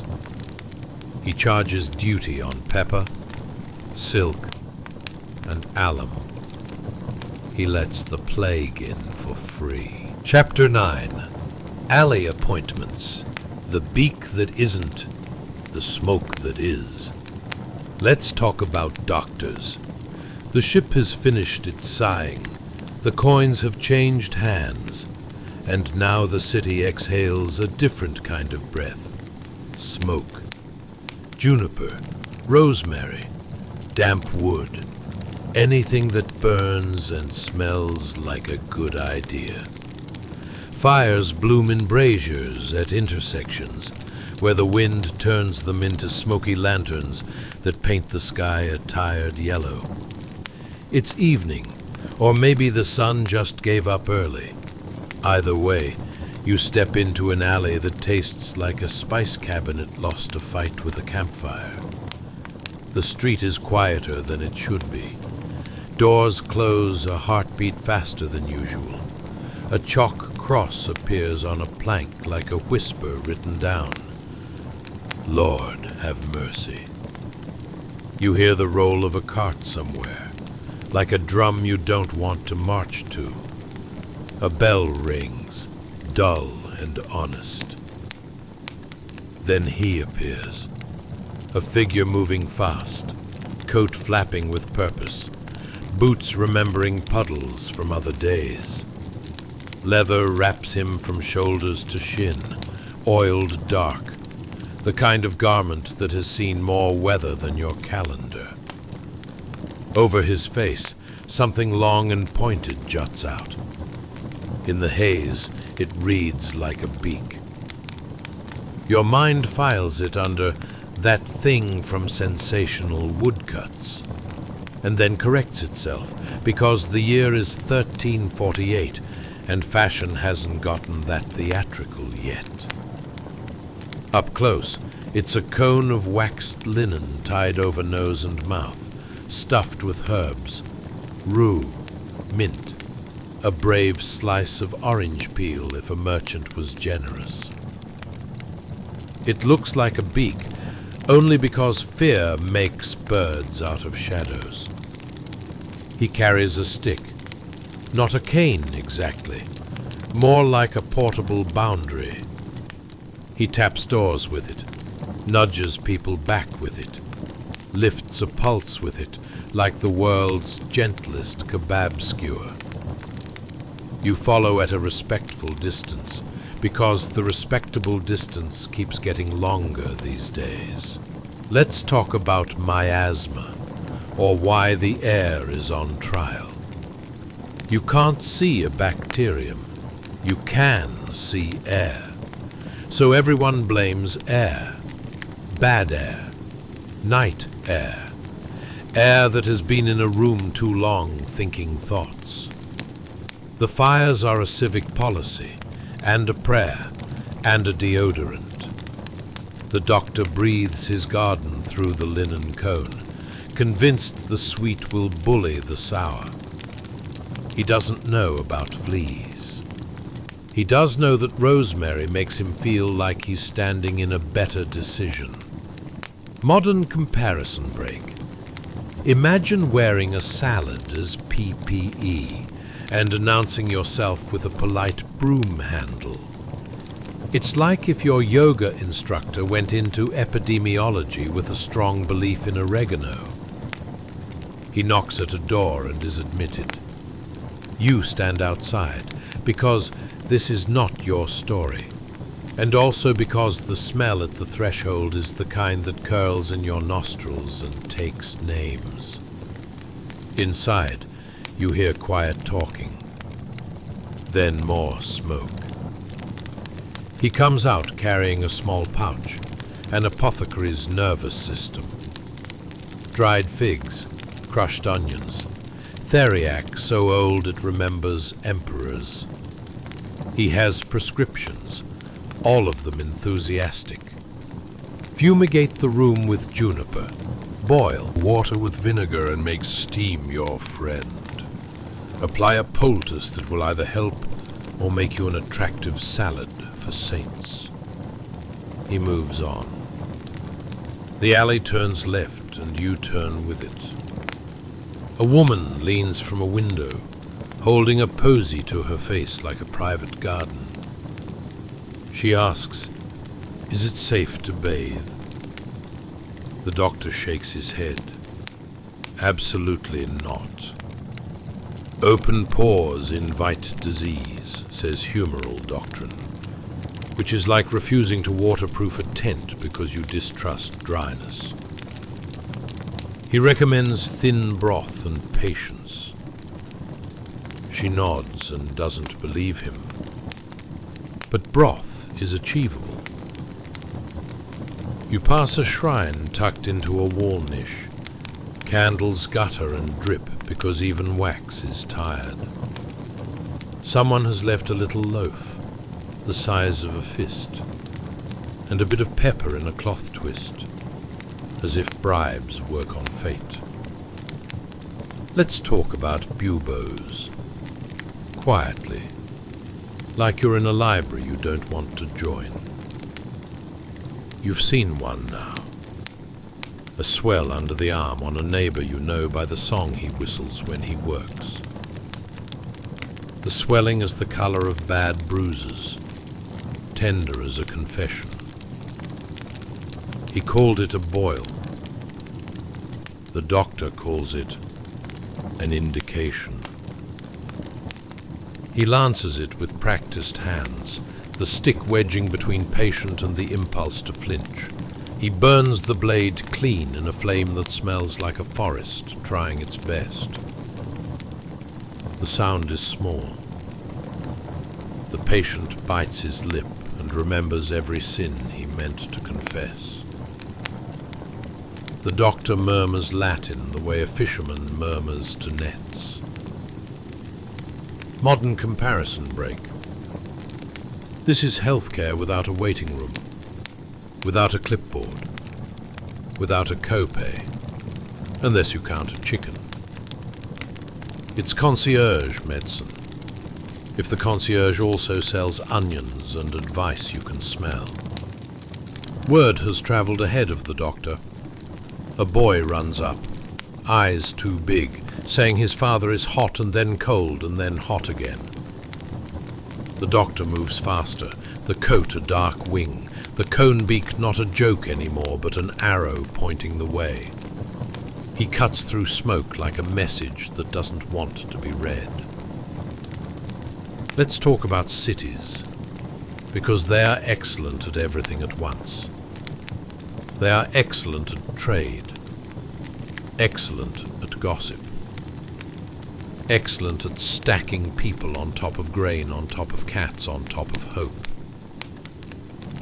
They are also excellent at being a buffet for the small and ambitious. Rats move along rafters with the economy of professionals. Fleas bounce. You, a human, invent rituals to place between yourself and the invisible. Rinse rooms with vinegar. Hang rue at the door. Keep a loaf by the threshold to feed your guardian saint. It feels like doing something. Sometimes doing something is the only thing you can do. You reach the square. Fires roar here, bigger, like the city is trying to sterilize the sky. A clerk cowers under a canopy, inking names into a book with hands that have begun to tremble only when he stops. He will call these bills of mortality later. For now, they are a list of who is missing from the market. The doctor glances, then looks away. He prefers faces to numbers. Numbers win in the end. A priest shuffles by, holding out a hand in blessing, the other warming at a brazier, because even sanctity has fingers. He mentions Avignon, where the Pope sits between two huge fires and still signs indulgences with a steady pen. The doctor nods, grateful for any model that includes fire and intention. He turns down another lane, and you notice doors marked with sprigs of rosemary tied with ribbon. A signal. Don't enter. Or do, depending on how you read herbs. You remember the key, the ship, the way the gangplank sounded like a verdict. The city is very loud with quiet. The doctor pauses. For a moment, he stops moving. You see the shape of him clearly, human underneath all that careful leather. A tired back that will ache later. A mind counting and sorting and trying not to break. He lifts the cone slightly, takes a quick breath of his own air, then ties it again. He keeps going, dry punchline to end the night. In a world terrified of bad air, the only thing truly going viral is advice. The doctor's mask filters exactly one thing: compliments. He never hears them. He's already at the next door. Chapter 10. Wallside earthworks. Pits that begin, names that end. Let's step outside. The city's breath, smoke, spice, and effort, thins as you pass under the gate, where guards wrap scarves over noses like fashion critics of the wind. Beyond the walls, the ground becomes the serious part of the story. Fields that last year negotiated wheat are now hosting geometry. Long, straight trenches, shallow enough to finish fast, wide enough to keep pretending this is temporary. The pits begin where vegetable gardens end, as if grief has a zoning ordinance. The soundscape is calm in a terrible way. A slow clink of spades, the thunk of a mattock finding root, rock, and excuse. A wooden wheel complaining. A crow giving performance notes nobody asked for. Every few minutes a bell rings, not like triumph, but like a spoon tapped against a chipped bowl. Here we are, still here, still tapping.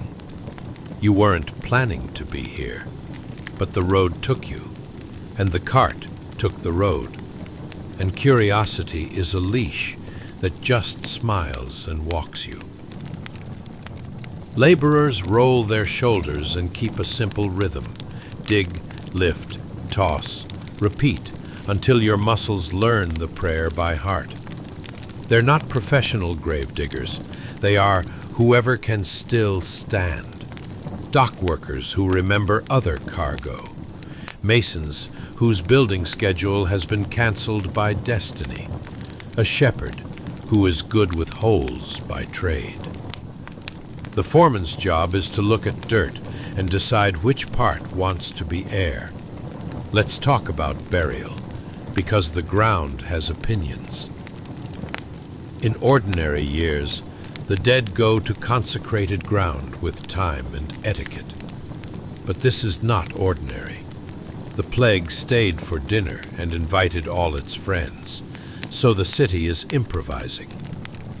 A priest stands near a trench, offering blessings in batches, like a baker putting out loaves.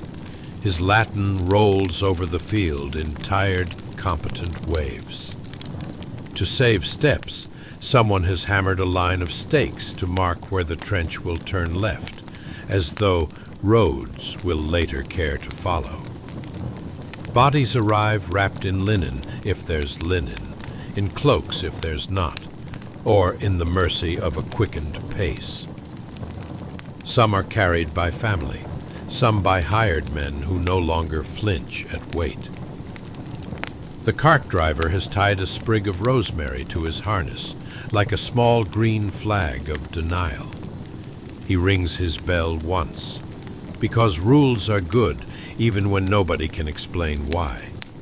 You stand back, the respectful distance now a field. The smell is not a single thing. It's cold earth and smoke, and the sharp sour of vinegar someone dabbed on a cloth because a friend said to. It's rosemary again, and the faint sweetness of bread someone dropped to feed an appetite that isn't there anymore. The wind keeps volunteering to help and failing. Modern comparison break. Imagine a city rolling out an open-plan cemetery. No private offices, just one big communal workspace for mortality, with excellent ventilation, and absolutely no chance to book a meeting room. The premium package with headstone and nice view is not available. All tiers come with ground-level seating. They lay the bodies in rows, head to toe, because archaeologists in the future will appreciate the tidiness, and because you can fit more that way. If you are feeling statistical, the trench is a spreadsheet, each rectangle a cell, each cell a life that didn't ask to be formatted. A man with a piece of chalk marks the plank by the trench's edge, with numbers you don't want to chase. Somewhere back in the square, that clerk with the trembling hand is trying to keep up. Out here, the dirt remembers what the pen forgets. Sometimes workers sprinkle lime when there's lime to be had, because the nose keeps writing policy memos to the brain. More often, it's just earth on earth earth as fast as possible. The shovelers don't talk much. When they do, it's about useful things, where the ground is softest, whether the spade's handle will hold, if the weather will freeze the digging and give them a morning off, the worst part of generosity. A friar walks the line, mumbling a psalm through a scarf. He pauses when a family approaches. A woman lowers her eyes and kisses the corner of the cloth bundle like a punctuation mark. The friar's voice goes low and gentle. He knows names. He can't say them all, but he says this one. The wind takes half the syllables, and still it counts. Let's talk about scale, lightly, because your skull already feels full. In some cities, they opened new fields and called them cemeteries, with an optimism that deserves a commemorative plaque. In others, Avignon whispers down the river, they consecrated water because ground kept disappointing everyone. Here, the wall throws a long shadow over, you guessed it, humanity's latest infrastructure project. The crew started one trench at sunrise and ended another by dusk. They will return tomorrow and expand the past tense. You watch a man set a wooden marker with a cross burned into it at one end of the trench. He uses a hot iron because it's the only thing that behaves when asked. The marker leans, then stands straighter, then leans again, like it heard a joke and is deciding whether to laugh. He steps back, satisfied in the way of someone who just made a small thing hold its ground in a world that won't. Modern comparison break. It's a city's parking expansion, except the cars don't leave, there's no validation, and the attendants are saints on overtime. Zoning meetings would be short. All in favor? The crows say yes. You take up a shovel when no one stops you. The handle is smooth and honest. Dirt has the kind of weight that convinces your mind to stop multitasking.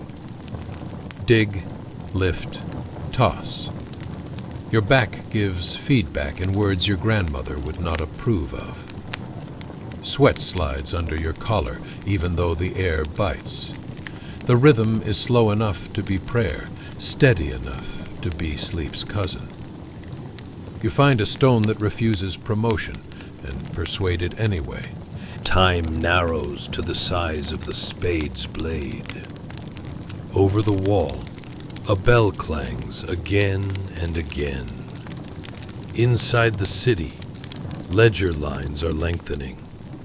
Out here, they are making room. It's administration in two languages, ink and earth.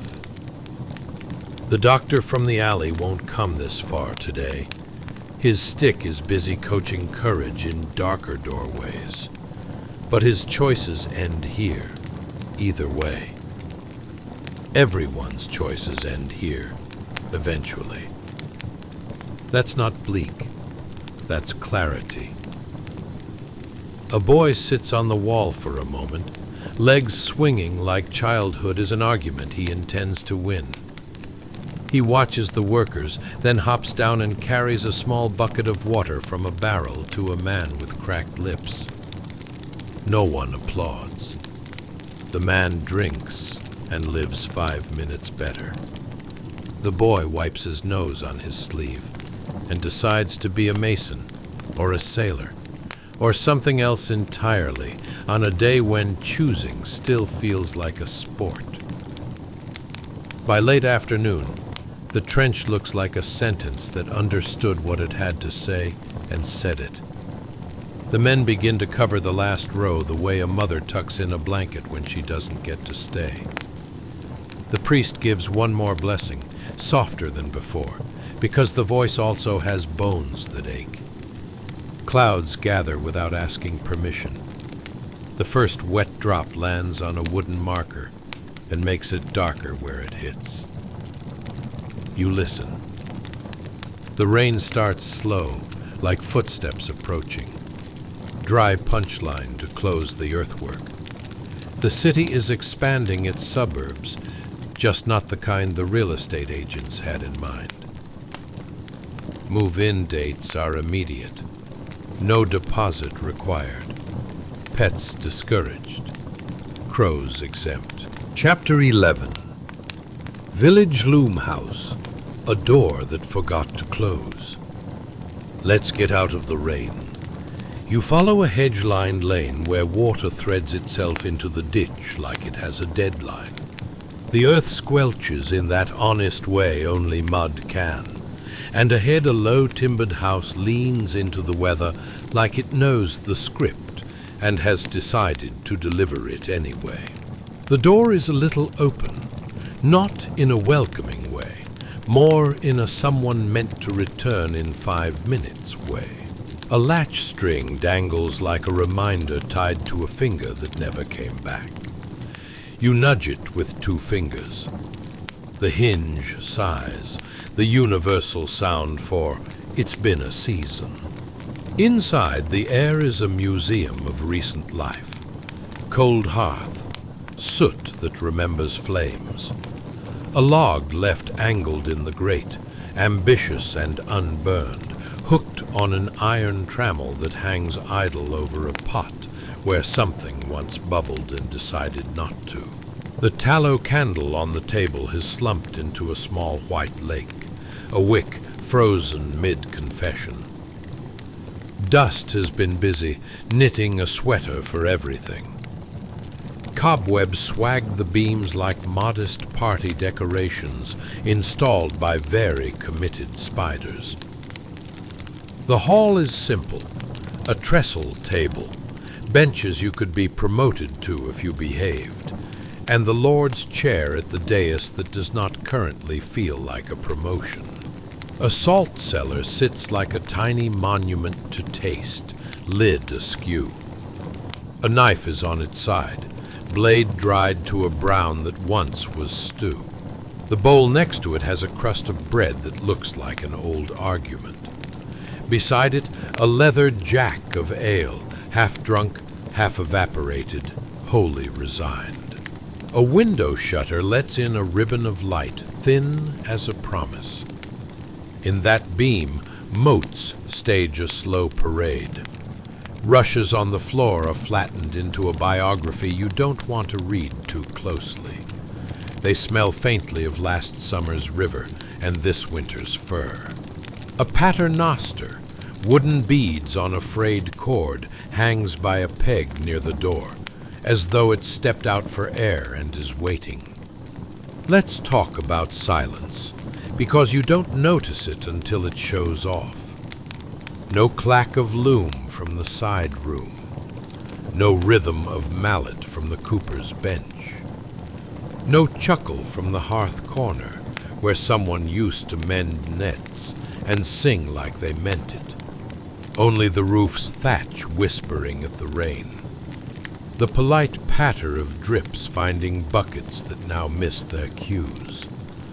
And somewhere behind the house, a wet hen lamenting the weather with an impressive vocabulary. Modern comparison break. It's like your office on the Monday after everyone discovered remote work. Except the snacks are wooden bowls. The last email was carved into a tally stick.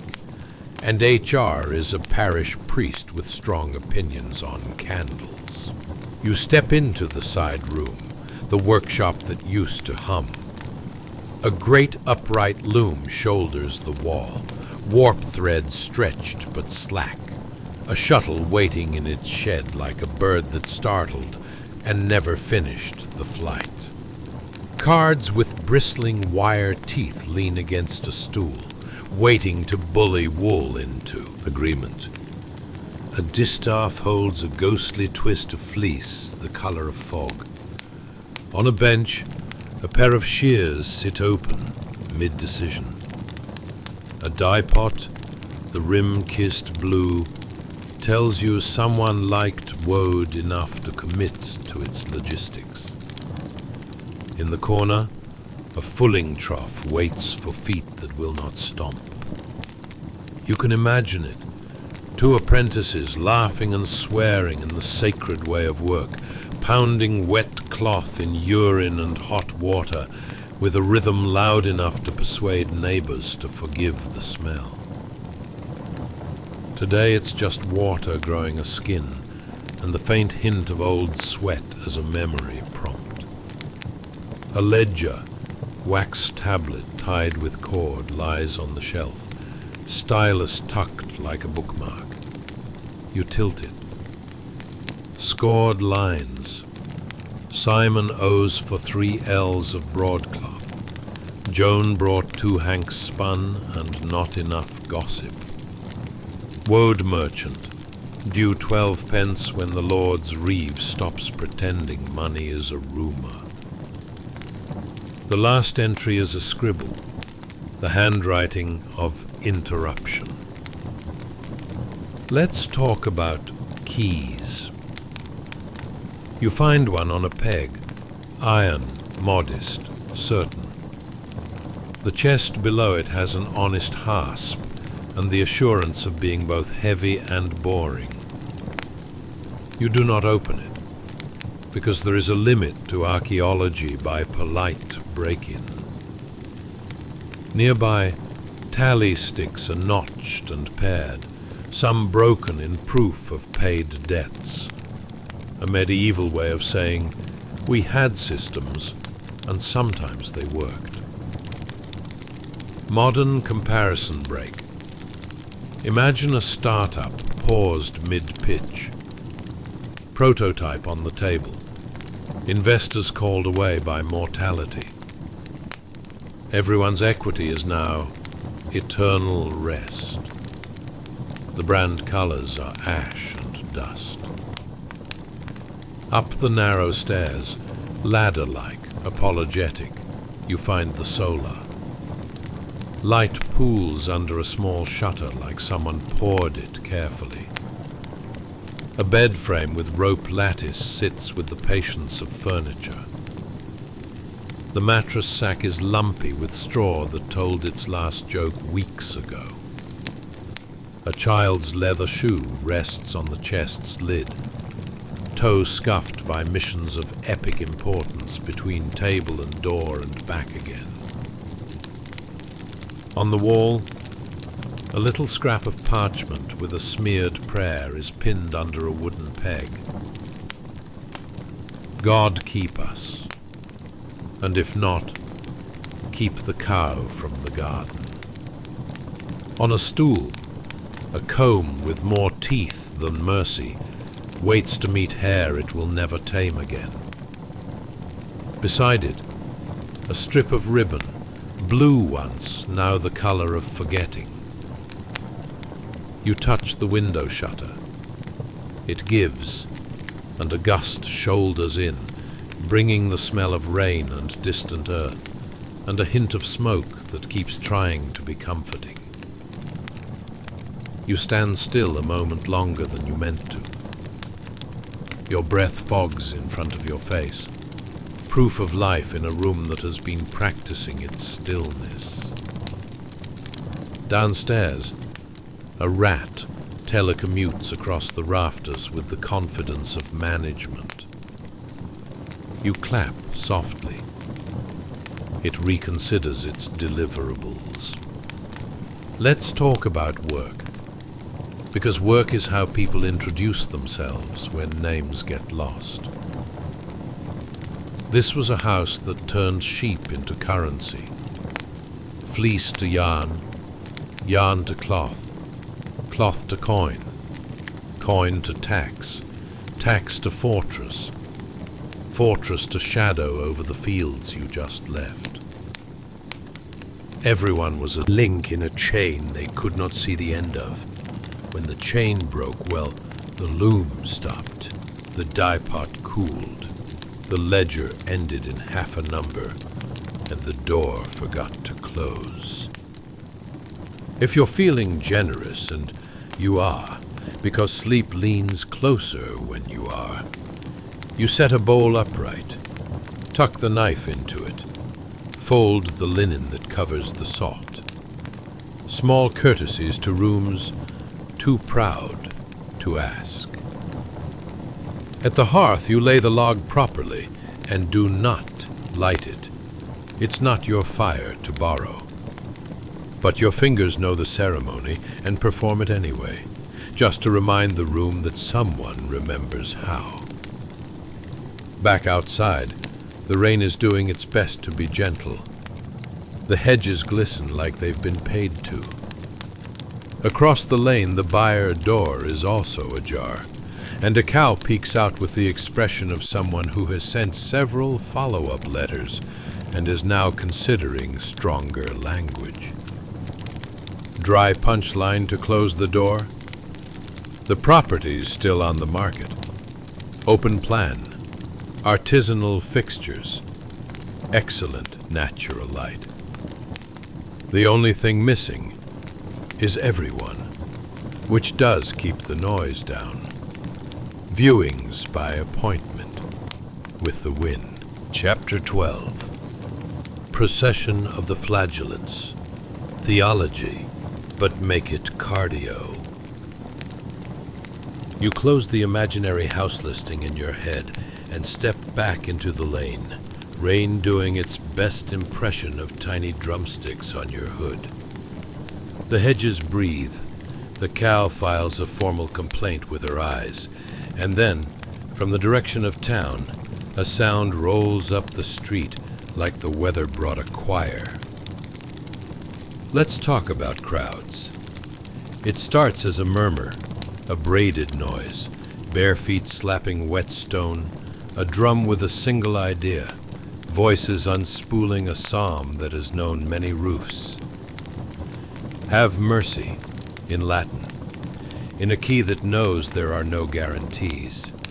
You edge toward a wall where the plaster tries to retire quietly. The lane narrows into houses that lean like elderly neighbors gossiping mid-forehead, and then the procession rounds the corner, and the day puts its hood up. They come 2 by 2, then 4 by 4 when the street allows it. A small battlefield of cloaks and tunics, many cut in simple white, some stitched with red crosses at the shoulder. A few faces masked by hoods with holes the size of small, serious suns. They are barefoot, because nothing says sincere like cold cobbles and an inconvenient pebble. Around the middle, belts. In their hands, whips, cords knotted with practicality, a few threaded with little iron tongues that whisper when they swing. Chains, too, for the enthusiasts. At the front, a crucifer with a wooden cross that looks like it has traveled this conversation before. Behind him, a banner lifts and dips, rain printing darker patches that the cloth accepts like a penitent does advice. Let's talk about sound, because this procession writes in percussion. The drum says, step, breathe, regret, repeat. The chant threads through it. Miserere, miserere. The consonants like pebbles, the vowels like water poured carefully. You feel it in your ribs, a bass line for dread and hope. When the whips fall, they strike with the brisk clap of a bad idea pursued with discipline. Rain blurs the edges. The street, polished by a century of footsteps and this morning's weather, becomes a mirror where everyone arrives twice. You watch a boy on a windowsill turn into a gargoyle, elbows on knees, chin in hands, eyes finding the pattern and getting lost anyway. A woman with a basket of onions stops, the onions deciding to be patient. A dog tries to join, remembers it is more of a nap-based believer, and retires under a cart with the dignity of someone who attempted outreach and found it wanting. Doors that were mostly shut become mostly open. The air fills with that specific smell of rain, wool, old wood, and a thought shared by too many people at once. Modern comparison break. Imagine a flash mob organized by guilt, staffed by middle-aged overachievers with a punitive wellness plan. CrossFit, but the WAD is appease an angry universe. The dress code is monastic athleisure. The playlist is Psalms, and the performance review is pending with management upstairs. The leader calls a halt at the little square, where a well thinks about foreigners' coins and won't discuss it. The flagellants kneel, hoods bowing, cloaks turning slowly darker in the rain. A lector reads from a sheet that knows damp like a cousin. You don't need to catch the words. You already know the story. The plague came like a rumour that hired a cart and a trumpet, and everyone started auditioning for the role of useful. Some people lit candles. Some people closed the town gates. Some people sold charms on the corner and discovered inflation. These people decided to outsource wrath management to their own backs. Let's talk about ritual. They lie face down, arms out. The street, a cold catechism under their ribs. Silence drops with them. The crowd's breath sinking. Because that's what breath does when a moment borrows authority. Then the drum taps, once, twice, and they rise as one.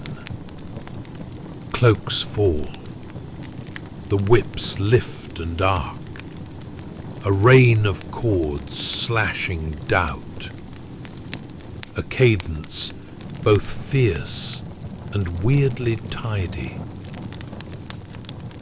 30-something strokes, because Christ's years deserve a numerical shout-out. Twice a day, because repentance likes routine. Each crack, a syllable in a language the skin learns quickly. You are not here for spectacle. Your body says that by backing a little further into the wall, which obliges by pretending to be larger than it is. But you can't look away. Fear is magnetic. Courage that looks like pain is confusingly admirable from the safe distance of over there.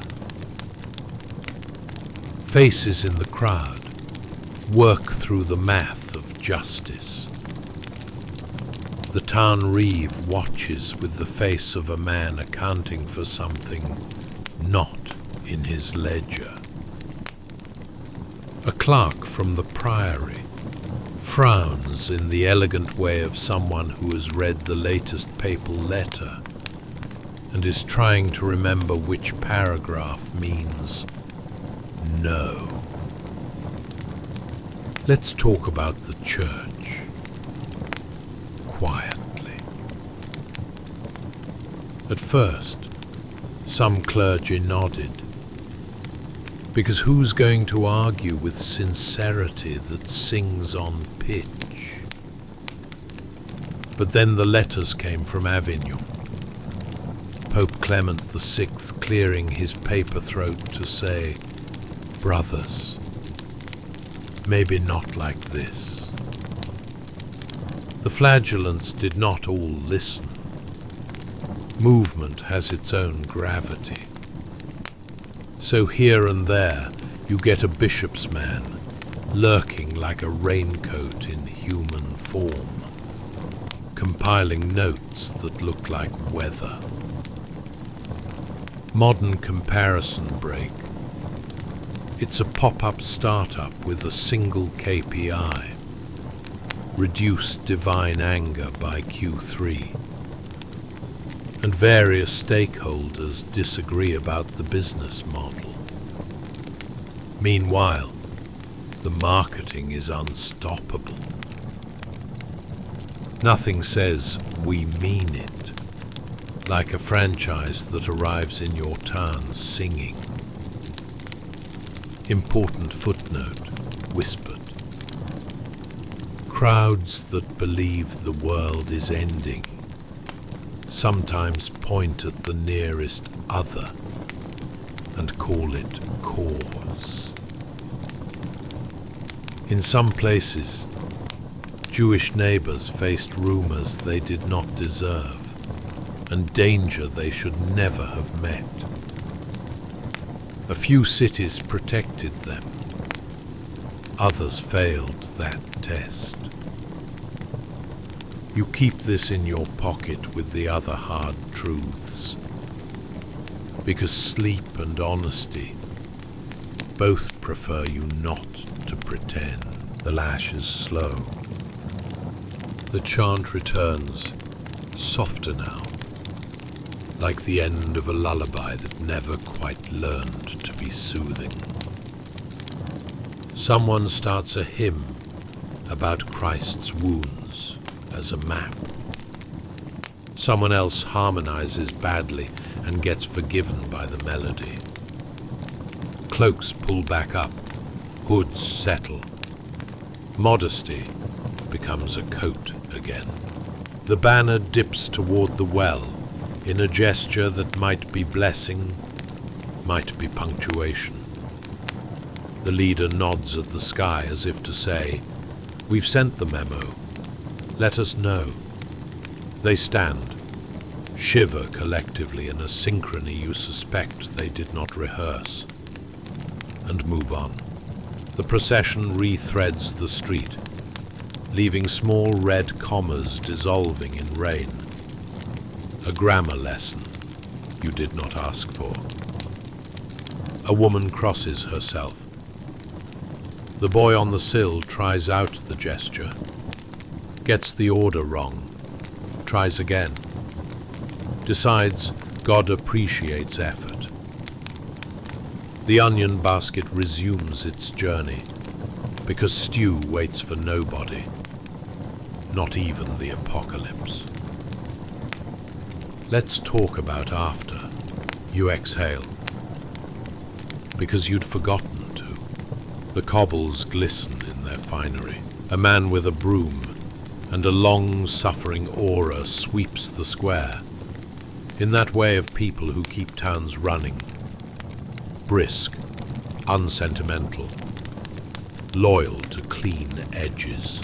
The drum fades into the next street, into the next installment of "We're doing what we can." Your ribs feel the echo, like a borrowed heartbeat. Modern comparison break. You walk home the way you do after a memorial or a really thorough yoga class. Calmer, not fixed. Holding a quiet that isn't yours but let you borrow it. Also hungry, because emotions digest faster than bread. You step back toward the lane, out of habit and rain. The cow watches you pass with the look of a creature who approves of routine. Somewhere a church bell counts the time like it's adding it up. Scheduling note for your medieval calendar. This happens twice a day, for 33.5 days. Plan errands accordingly. Penitence has right of way. Quiet punchline. As community outreach goes, it's effective at crowd control, if not at weather management. Chapter 13.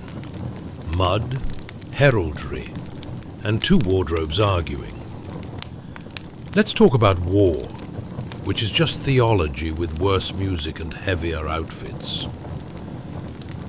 The rain that an hour ago baptized a street full of penitents has moved to freelance on a field, hammering the earth into pudding and persuading every color to turn brown. You stand at the edge of a hedged slope in northern France. Yes, you crossed the channel without noticing. Time travel does not respect ferry schedules. Where banners hang like wet laundry that also happens to decide who gets ransoms. On one side, English pennons droop. Red crosses washed to a diplomatic pink. On the other, French lilies, technically fleur-de-lis, but we're friends here, cling to blue like optimism clinging to a weather report. Sound check. Hooves complaining. Armor chiming in C minor. The rain playing snare on 1,000 helmets. Somewhere behind the English lines, there's the thrum of longbows. Tidy, repetitive. Like a sewing machine that never learned mercy. The Genoese crossbowmen, who were supposed to be impressive today, are rummaging for dry strings, and discovering meteorology is undefeated. You press into the hawthorn hedge, which pokes you as if to say, you wanted realism, you get thorns. Two knights find each other in the middle distance. Two arguments in human form. One wears the English cross, a scarlet plus sign that promises little and delivers bluntly. The other is a French blue field studded with gold lilies, a botanical boast that says, I came from a country that invents sauces. They're both wrapped in the 1340s version of athleisure. Mail shirts under coats of plates, bassinet helmets with nasal slit smiles, gauntlets like steel mittens, cuisses over thighs, greaves over shins, and sabatons at their feet. Yes, armor shoes, because medieval fashion looks at your sneakers and whispers, commit. They had lances. Both are now arranged artistically in the mud with the other broken furniture of chivalry. It's sword time. Not the cinematic kind where sparks fly and someone does a backflip. The actual kind, where two very tired refrigerators poke at each other and then immediately close the distance, because stabbing the gaps is better than arting at the plates. They crash together, with the embarrassed grunt of men who realize their entire personality is currently 40 extra pounds of metal. Inside a helmet, the world is small and loud. You can hear your own breath, also rain, also the way panic wears clogs. The English knight plants a foot that promptly slides. The French knight's shield meets him. An iron kiss. They clinch. Modern comparison break. It's mixed martial arts where the referee is a weather system and the octagon is a municipal bog. If you own a weighted blanket, imagine two weighted blankets deciding to wrestle for your soul. You note the details because your brain collects data when danger is nearby. The way the rivets on the Englishman's coat of plates catch the light like sullen stars. The way the Frenchman's aventail, the curtain of mail from his helmet, shivers when he laughs. Except he's not laughing. That's him trying to breathe. They both try a pommel strike, the traditional please stop having a head move. The blows thud and turn into bargaining chips in an argument the armor is mostly winning. Their swords change roles, sliding into half-sword grips, hands on blades, using the steel like a lever, a pry bar, and a pinion. The English knight angles for the armpit, that dark little neighborhood where mail covers the fact that plates have boundaries. The French knight drops a shoulder, catches the blade on rings that flex and hold, feels the pinch ripple down his ribs like bad news. You can smell iron, leather oil, soaked wool, horse breath, and something like mushroom soup that is actually the field. A horse crashes by, riderless, looking offended by the entire concept of history. You duck instinctively. A squire dashes after it, then remembers his job is that man over there who is currently treating the mud like a colleague he never asked for. People think medieval battles are elegant chessboards. In the rain, they're more like several weddings sharing a parking lot. The French knight switches to a mace, a short, senseless star of a thing. It meets the Englishman's shoulder, clanging off with a resonance that says, "That'll bruise in 6 to 8 business days."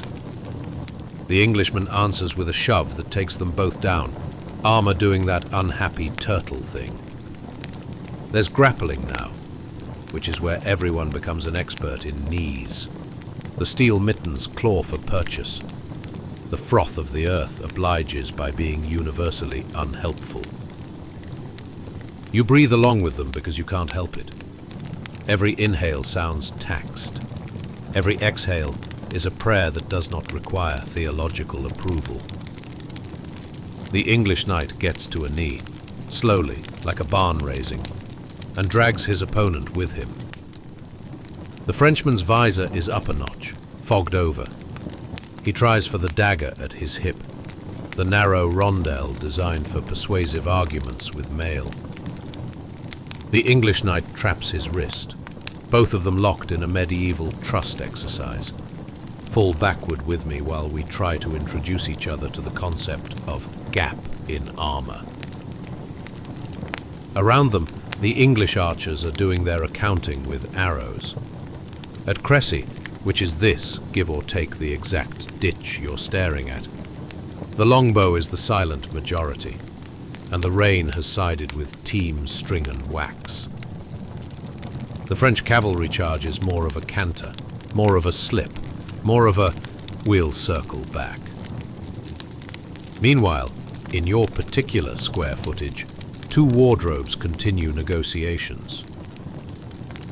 The French knight finally frees the dagger, and for one tight, terrible second, the tip explores the Englishman's mail at the armpit. Rings bite his skin. Hold. Some give. He hisses. You hear it, or the rain dramatizes it for you.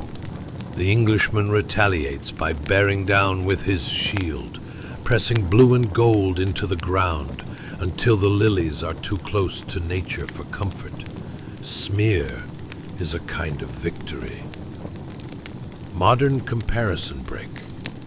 If you've ever tried to change a duvet cover alone, in August, while it rains, and both your cats help, you understand the energy here. Not glamorous, very committed. A horn sounds somewhere, the polite medieval way of saying, "Please consider not dying right this minute, and reform on that mildly less awful hill." The 2 knights go very still. Rules are fluid in a melee, but status matters, and ransoms are the thriving small business of this century. The Englishman loosens his weight a hair. The Frenchman's dagger pauses on a single ring. They stare through slits, fog to fog. There is a nod you almost don't see, a treaty signed in breath. They separate like magnets given permission. Both stand, eventually, with the choreography of men removing themselves from wet furniture. A squire trots up with a replacement shield as if offering a menu. Another with a fresh weapon wrapped in waxed cloth, medieval Tupperware. The knights back away, wary, tired, still absolutely willing to resume life choices once the horn is done giving advice. You let your shoulders drop, realizing your jaw has been clenching on behalf of people who haven't invented dental insurance. Rain thickens again, generous, democratic. Somewhere, a banner dips in the posture of, "We'll try again after a snack." You step away from the hedge, thorn souvenirs in your sleeve, heart slowing to peacetime for at least the length of a breath. Summary for your sleep file. Even when the age calls it chivalry, a lot of it is two exhausted cabinets trying not to drown in porridge. The war continues because centuries are stubborn. The mud wins on points. Chapter 14. When the payroll runs out, the torches clock in. Let's talk about what happens after the banners fold. When the horns drift away and the mud stops arguing about ownership, silence takes the stage. And silence, in the 14th century, is the opening act for a band with no album but plenty of merch. The Free Companies. You step off the hedgerow and follow the road until the track narrows into a village lane. The rain has downgraded to a sulk. Geese make managerial noises at your ankles, as if taking minutes for a meeting no one scheduled. Ahead, smoke lays itself across the thatch like a cat that discovered warmth is a verb. The farmhouse at the bend doesn't so much catch fire as consent to it, quietly, like someone tired of saying no to history. They arrive the way accountants arrive at an audit, brisk, already bored and armed with a list. Maybe 24, maybe 40, maybe more. Polyglot men in iron syllables, English, Gascon, Breton, German, Flemish. Some wear bits of plundered heraldry like souvenir t-shirts. Others affect a pious flair with a saint's badge pinned to a greasy hood. You read the kit like a catalogue. Kettle hats dented like fruit bowls. Bassinets with flirty little visors. Jack-of-plate jackets sewn with small squares of metal, like someone's mother loved them too hard with a needle. Crossbows creak, bills and glaives lean on shoulders. A falchion rides a hip like a bad idea that found a holster. They aren't here for ideology. They're here because truces are plentiful, wages are not, and an army's off-season is everyone else's problem. They introduce themselves with a demonstration. A torch held under a hayrick. Hay considers its options for a thoughtful second, and then chooses to be bright about it. Flames pop as if signing autographs. The farmhouse, built of wattle and "we tried," obliges by becoming an example. The bell in the church barks. 1, 2, 3 frantic notes. The tocsin. It says what bells always say. Run. Hide. Bring the children. Bring the saints. Villagers slip towards the stone nave, thumbing prayer beads, dragging the old and the nearly dry. Sanctuary is a concept with an asterisk in this century. The free company is often respected, especially if there's a ledger involved. Killing ruins future revenue streams. Protection, however, that can be sold. You tuck yourself under the lip of an overturned cart, staying low, pretending your bones are a bundle of sticks. A reeve, village manager, medieval for the guy with the keys and the worst job, emerges with both hands up, carrying the vocabulary of negotiation. A skin of wine, a wheel of cheese, the names of neighbors who definitely have better sheep. A captain ambles forward, helm pushed back, face a collection of old weather. He speaks a cheerful French that's been traveling for years. He offers the standard product in this market, the pâté, a renewable, quarterly piece.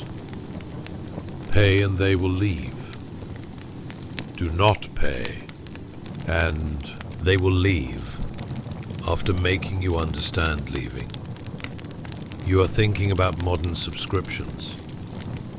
This is like a streaming service, where the shows are your belongings, and the cancellation fee is your house. Surge pricing is represented by the torch. The farmhouse crackles.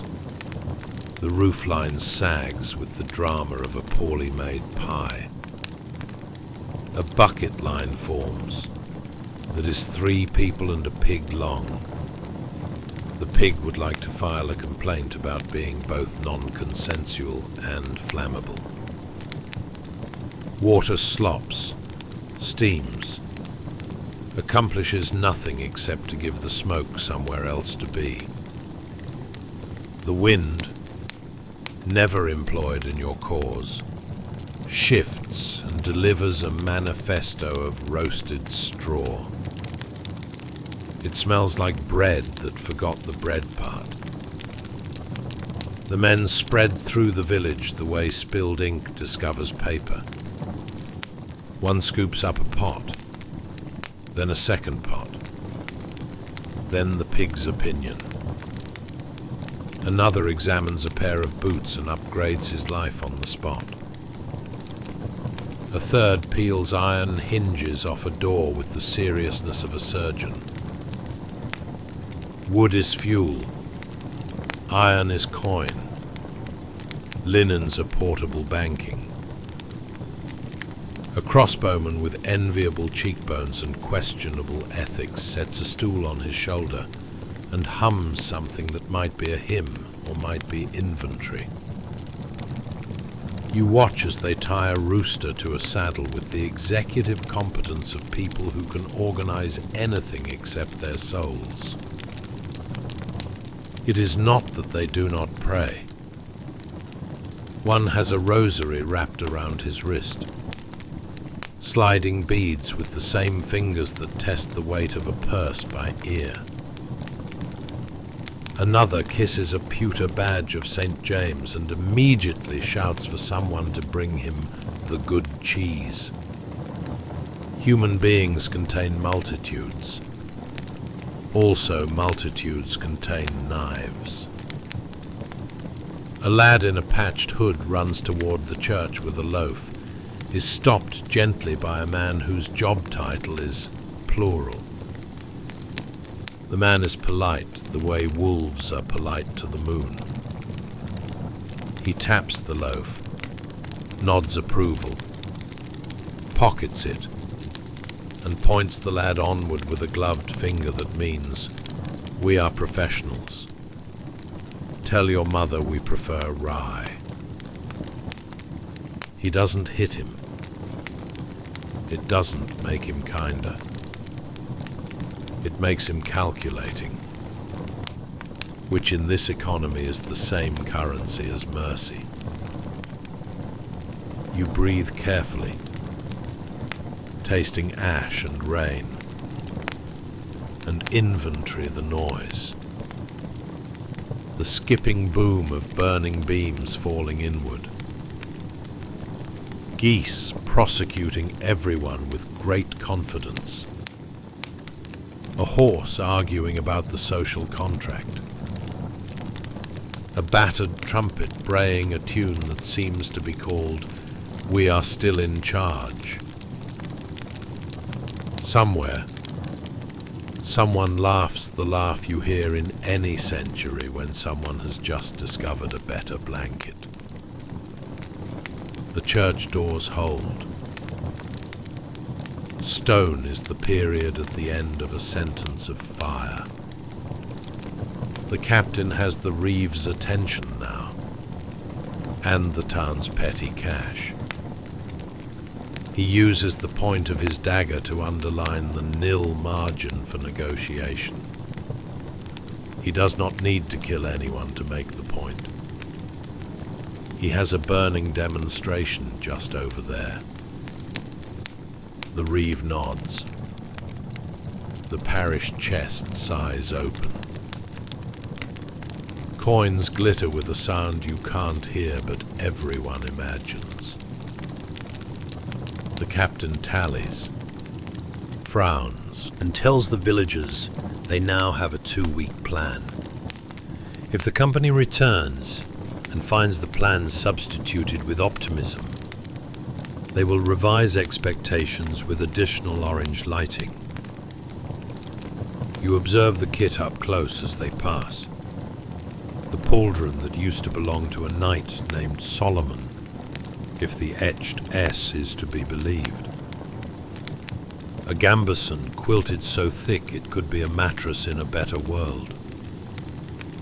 A dagger so narrow it is basically a legal argument. Their boots are patched with creativity. Their haircuts are a collection of local policies.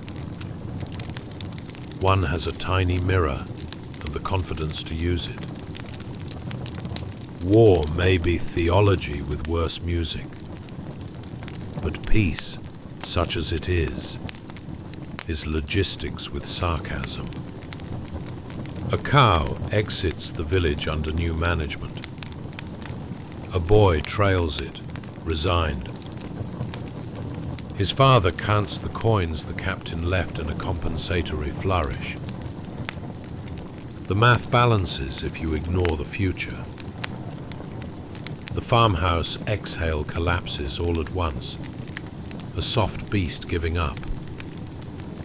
Sparks lift, and then think better of the air and sit down. Your heart, which has been practicing drums, decelerates to a civilian tempo. The company finishes its rounds. A man hoists a banner that declares nothing except the color red likes attention. They depart with the lax discipline of a traveling circus that learned accountancy. The rain returns to tamp the world. A courteous waiter clearing a table. Summary for your sleep file. When the war pauses, it doesn't stop. It franchises. Protection is a candle you buy because you have curtains. Everyone knows the rules. No one likes them. The village will rebuild the door and call it resilience. The free company will call it a rout. You will call it a good time to lie low, breathe out, and let the last sparks cool. Chapter 15. The bronze throat that shouts at walls. Let's talk about the noise that follows the torches. After the free companies drift away with your pig, their cousins in respectability arrive, lay out tents like a drab carnival, and apply for a permit to be loud. This is siege season. The mud gets promoted to terrain. The cooks invent soups from morale. And somewhere, just behind a screen of woven willow shields, a new celebrity sits on a wooden sled and smokes like it's invented the concept. a bronze cannon. You stand in the shallow trench that smells of wet earth and onions, and days that forgot to be short. The camp hums at a frequency between hope and paperwork. Pavises, door-sized shields on sticks, are jammed into the ground like someone tried to plant safety. A trebuchet looms nearby, dignified as an old champion, its sling folded, like a retired arm that can still break a jaw if asked nicely. But all attention keeps sliding to the heavy cylinder in front of you, green-brown with the patina of 1,000 nervous glances. It looks like a church bell that decided to change careers. It sits on thick wooden beams, iron-hooped, wedged and chalked, a patient animal whose idea of patience involves violence. The gunner is a man who has been singed enough times to develop a theology. His eyebrows are a rumor. He wears a leather apron, a wool cap that used to be a different color, and the vibe of a person who keeps both vinegar and a grudge close to hand. His crew performs a ritual in tidy steps: swab, ladle, tamp, ball, prime. They work with the choreography of people who know that skipping a beat can earn you the kind of nickname that involves the past tense. You watch as a wet wool mop goes down the barrel, the swabber's face serious, the way people are when drying cutlery that explodes. This is about sparks. Nobody wants surprise leftovers from the last shot. A boy holds the powder ladle like it's a holy spoon. Serpentine powder, saltpeter, charcoal, sulfur slides into the bore with the lazy grace of trouble. It smells like rotten eggs that paid extra for fireworks. A wad of tow follows, tamped with a rammer. Then comes the stone ball, chalk-marked for superstition, the size of a proper headache. They ease it in and tap it gentle, as if asking the future to be reasonable. You feel the crew's math. Angles are guessed, not calculated. The cannon's muzzle doesn't so much point as suggest.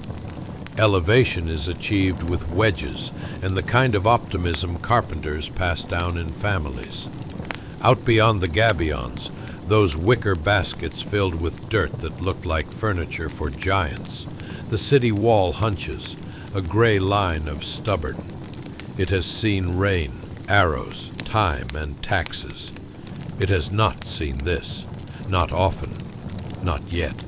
The master gunner sprinkles a priming of fine powder into the touch hole, taps it twice, and blows away a grain with the casual intimacy of a man who has kissed danger and found it agreeable. He warns the world in 3 words that have never really helped. Stand well back. You stand well back. Everyone stands in a way that says, I would like to continue to be a person. A slow match, rope soaked in saltpeter, glows at the end of a linstock. It is the laziest fire you've ever met, and it is in charge. A gunner leans in. There is a hiss, a spark, a moment of held breath, a heartbeat with opinions. And then the cannon speaks. The sound is not a sound. It is a shove. It picks up your ribs and rearranges them into a better audience. The earth coughs. Birds depart the paragraph. The bronze thing leaps backward like a cat offended by its own reflection. Stops hard against the chocks with a wooden thunk that feels personal. Smoke pours out in a sheet that tastes like someone burned a barn full of eggs. Wind catches it, folds it, and stashes it in your eyes. You blink. Everyone blinks. The city blinks from behind its crenellations.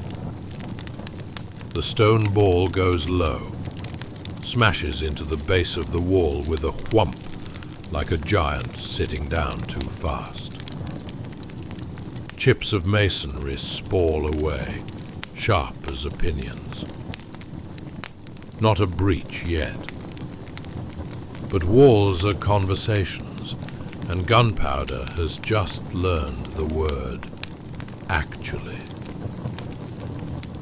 Trebuchets hum to themselves across the camp, remembering when gravity did the job with poetry. This new thing is prose, blunt and editorial. It will take dozens of shots, maybe hundreds. But each one will worry the stones, wiggle mortar loose, and plant the idea that height is not the same as safety. Reload. The dance repeats, slower now, deliberate, with the fatigued concentration of people washing knives in the dark. You notice their rituals. The cross worn under leather, the touch of a charm, the whispered advice to the powder as if it's a fickle horse. Someone wraps wool around a hammer handle because splinters don't care about innovation. Another crewman keeps a bucket always half full because fire and camp gossip share an enthusiasm for travel. A boy runs with messages, face blackened, thrilled, terrified, and very employable. Across the way, the defenders reply in the language they know. Arrows, quarrels, the occasional stone dropped with sincerity. A bolt thunks into a pavis near you with the authority of an unpopular memo. Men duck, grin, swear fondly at life and carry on. The cannon gets sponged. A goat, inexplicably present, decides now is a good time to consider philosophy and refuses to move. You and the goat disagree about destiny. The master gunner tweaks the wedge just a hair.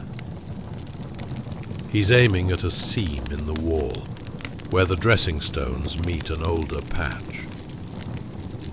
Medieval renovation has consequences. He is in essence doing dentistry with meteors. The second shot buckles more stone. Dust floats up and drifts away like a new policy. You think about the timeline. A decade ago, this was rumor. A century ago, it was a Chinese secret, drifting west along roads paved with spices, silk, and people who could keep their mouths shut. Now it's here, in your nostrils, a taste of sulfur and change.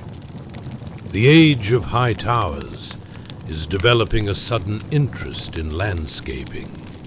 Soon, engineers will lower walls, thicken them with earth, and invent the awkward early forms of the star fort, which is just a stone hedgehog with better math. For now, everyone improvises. The city braces, the camp reloads, the goat remains immovable. A trumpet somewhere tries optimism. Drums decide to be professional. The cannon takes a third breath and speaks again, louder to your bones than to your ears. The wall flinches. A crack walks spider-like across a section. Men on the battlements become careful about where they stand. A few stones tumble with the polite clatter of a tray dropped in a distant kitchen. It's not a breach. It's a promise. Summary for your sleep file. You are watching the moment thunder accepted employment. It smells terrible and pays in rubble. The trebuchet sighs like an old champion reading a new rule book. The wall, once arrogant, starts learning humility, one chalk-marked stone at a time. You, soot-faced and riveted, pull your cloak tighter, exhale smoke and think. Progress, like soup, is better once it settles. Chapter 16.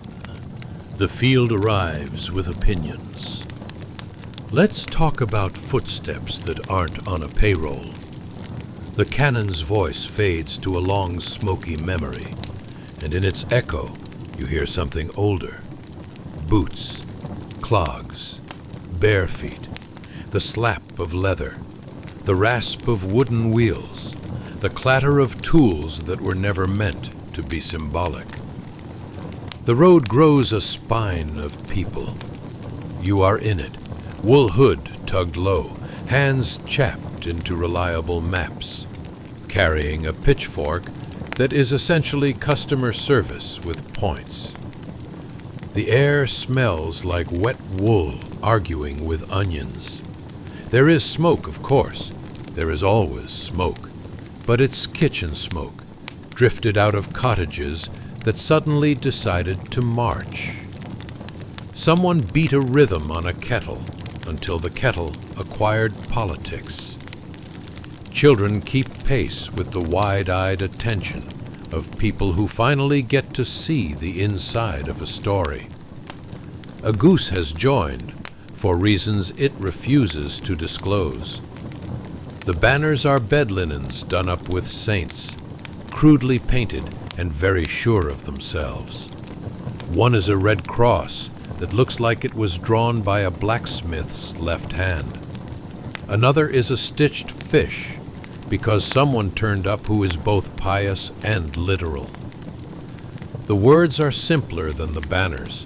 They come out as chant, chant, mutter, laugh, chant.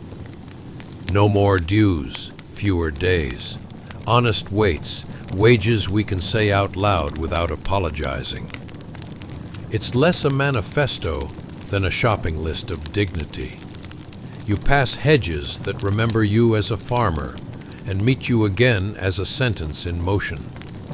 Your neighbors carry scythes, some still curved, some hammered straight on an anvil after supper, and two opinions. Billhooks, flails that have threshed more winters than you care to count. There are clubs, there are staffs. Someone has a spear that was a rake until last night. A woman steps lightly beside you with a flail over her shoulder. She knows exactly where to put force, and it is not in a conversation. Ahead, the castle hunches on its mound, as if startled by its own responsibilities. The gatehouse blinks with iron eyelids. A portcullis lowers at the speed of someone pretending to think. From the battlements, little blots of heraldry lean over the teeth of the stone.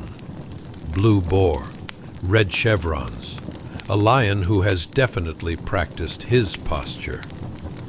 The constable's voice floats down, thin as a winter soup. He starts with the line they always start with. Good people, return to your homes.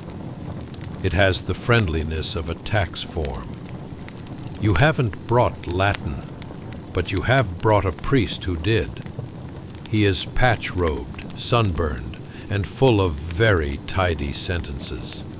He says the phrase you've heard whispered into bread ovens and hedgerows. When Adam delved and Eve span, who was then the gentleman? It hits the wall like a chalkstone. Up above, someone in a velvet hat tries to look as if that was the first time he'd heard it.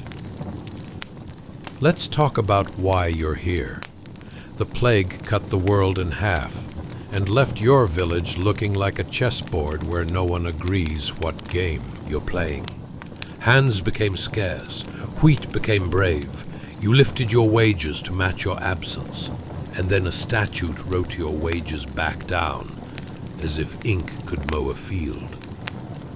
Taxes multiplied like rabbits on paper. The war over the water needed coin, and somehow your chickens were recruited. Free companies strutted through and borrowed your crops permanently. The bailiff discovered new interpretations of customary that involved your back. And in the quiet, with fewer mouths and more thoughts, you realized that the way things are is sometimes just the way things were when someone put a sword on a table. The steward appears in the archway beneath the murder holes, a man whose cloak is lined with arithmetic. He holds a roll of parchment the size of a small log and starts to read all the ways you owe him. You listen with the courtesy you give a storm. The words skim over your hood. Merchant, Harriet, tallage, labor's due, the mill you pay to use because gravity requires an aristocrat.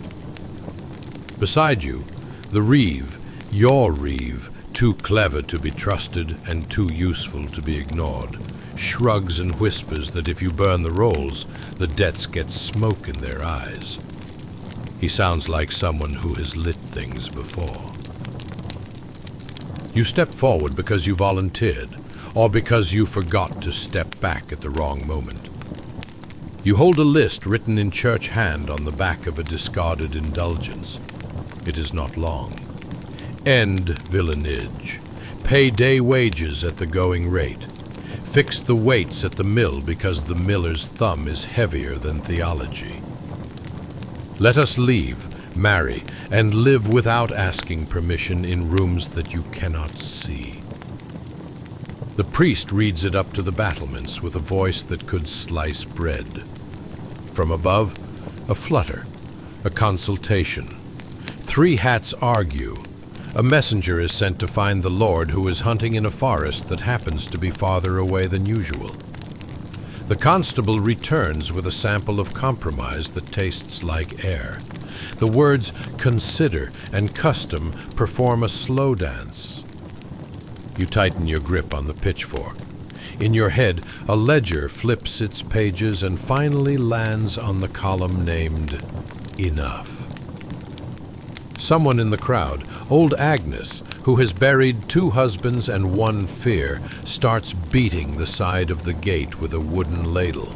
It makes a satisfying boonk that travels into the wood and comes back as information. Others join. Stick to iron, flail to door, rhythm to cause.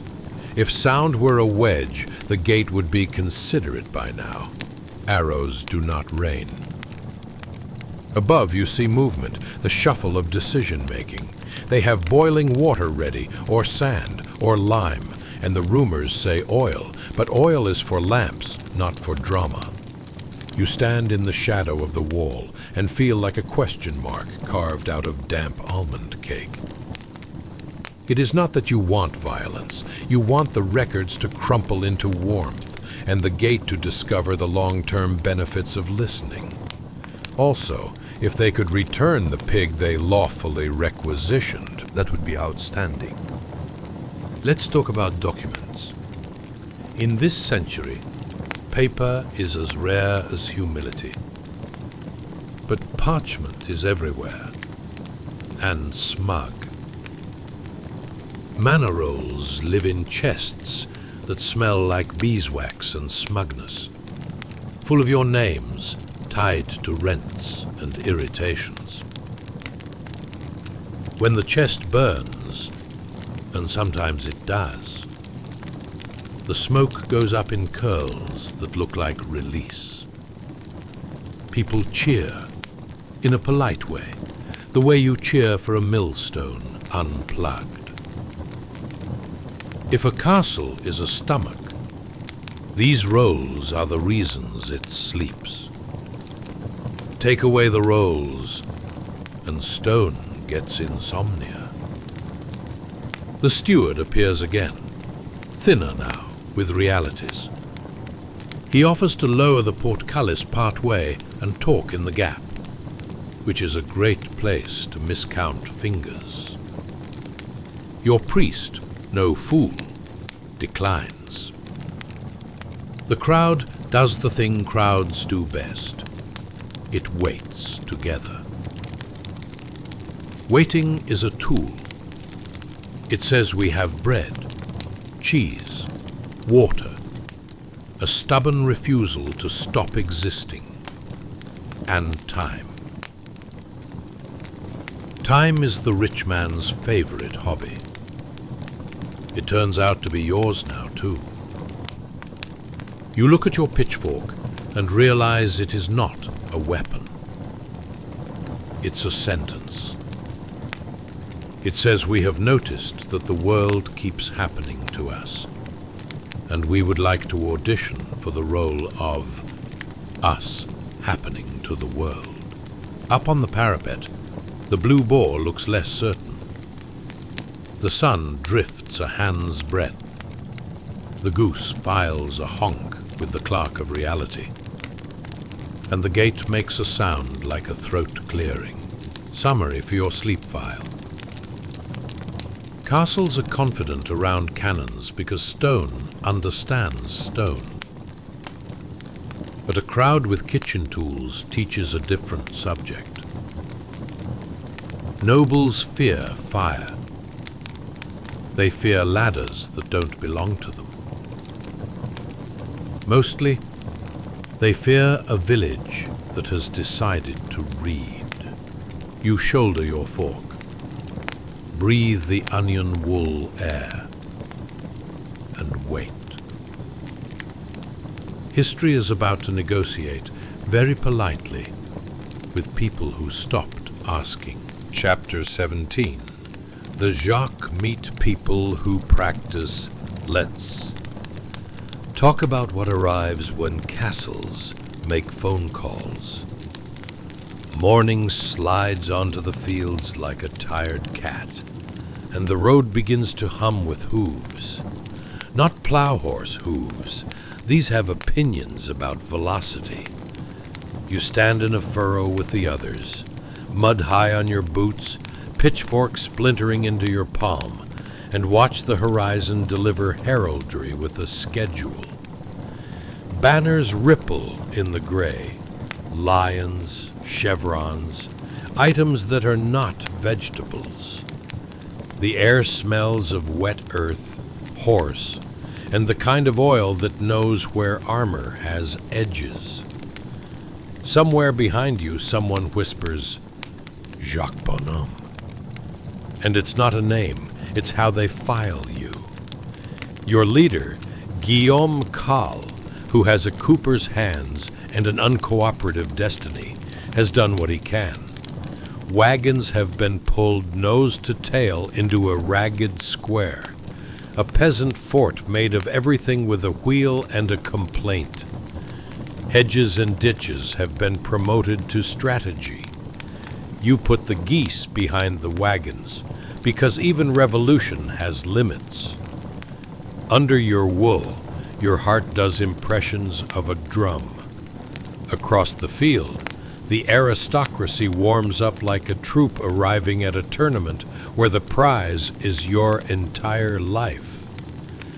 Men-at-arms gleam with the kind of organization you usually only see in beehives and very good bakeries.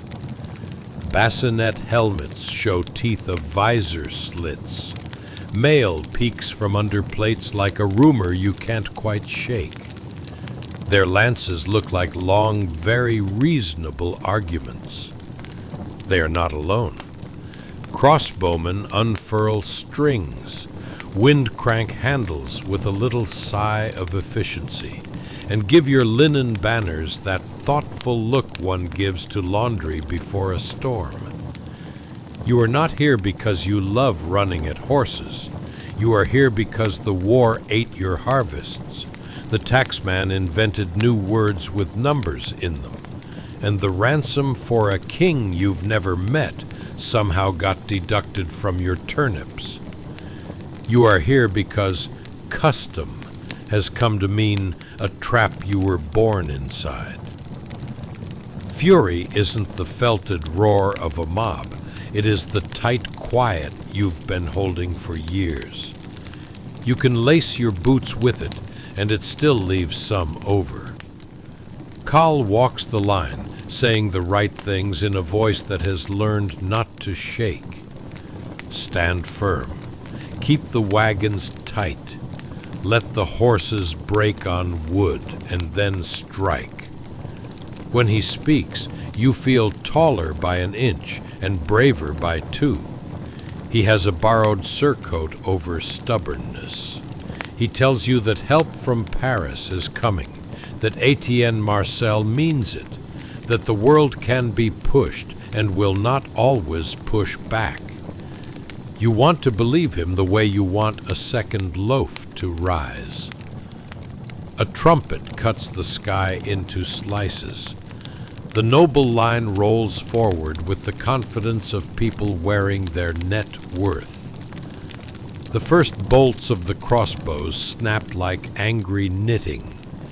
A man beside you takes one in his shield, an oak board repurposed from a door, and the impact rings through his arm like a bell with the pinions. You have no helm. You have a cap. You duck when everyone ducks. It's choreography by panic. The horses come on. They lower lances as if pouring intention into gravity. It's like showing up to a tennis match with a spoon. Your wagon square quivers, hands lock on planks. Women set their feet and raise flails with the knowledge of wheat. When impact happens, it happens everywhere. Horses shy at spikes, lances glance off wood. A few riders go down in the mud and cover themselves in humility.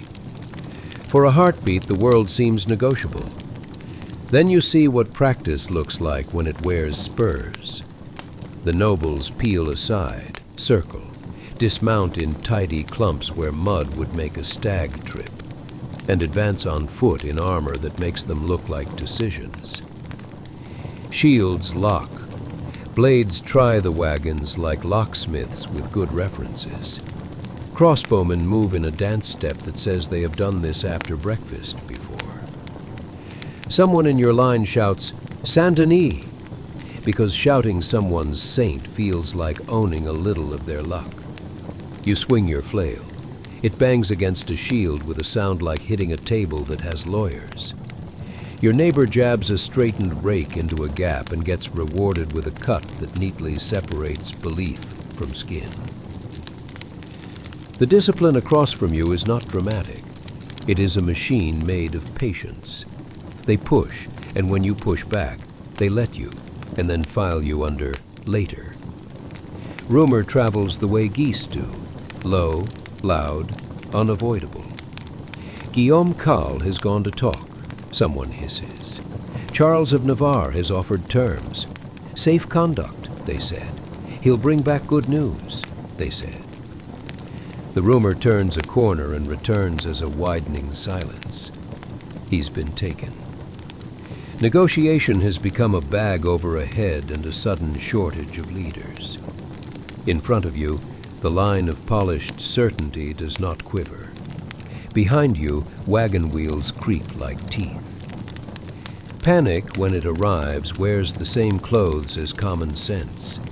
A gap opens where a cart axle snaps. Through it flows a small river of people who would like to survive. The nobles see it the way water sees downhill. They lean. The square becomes a trapezoid, then a suggestion. You find yourself backing over clods that your own hands turned last spring. Someone falls and doesn't get up because getting up requires a pause, and pauses have been canceled. Let's talk about the physics of anger. It is excellent for lifting and for breaking oppressive doors.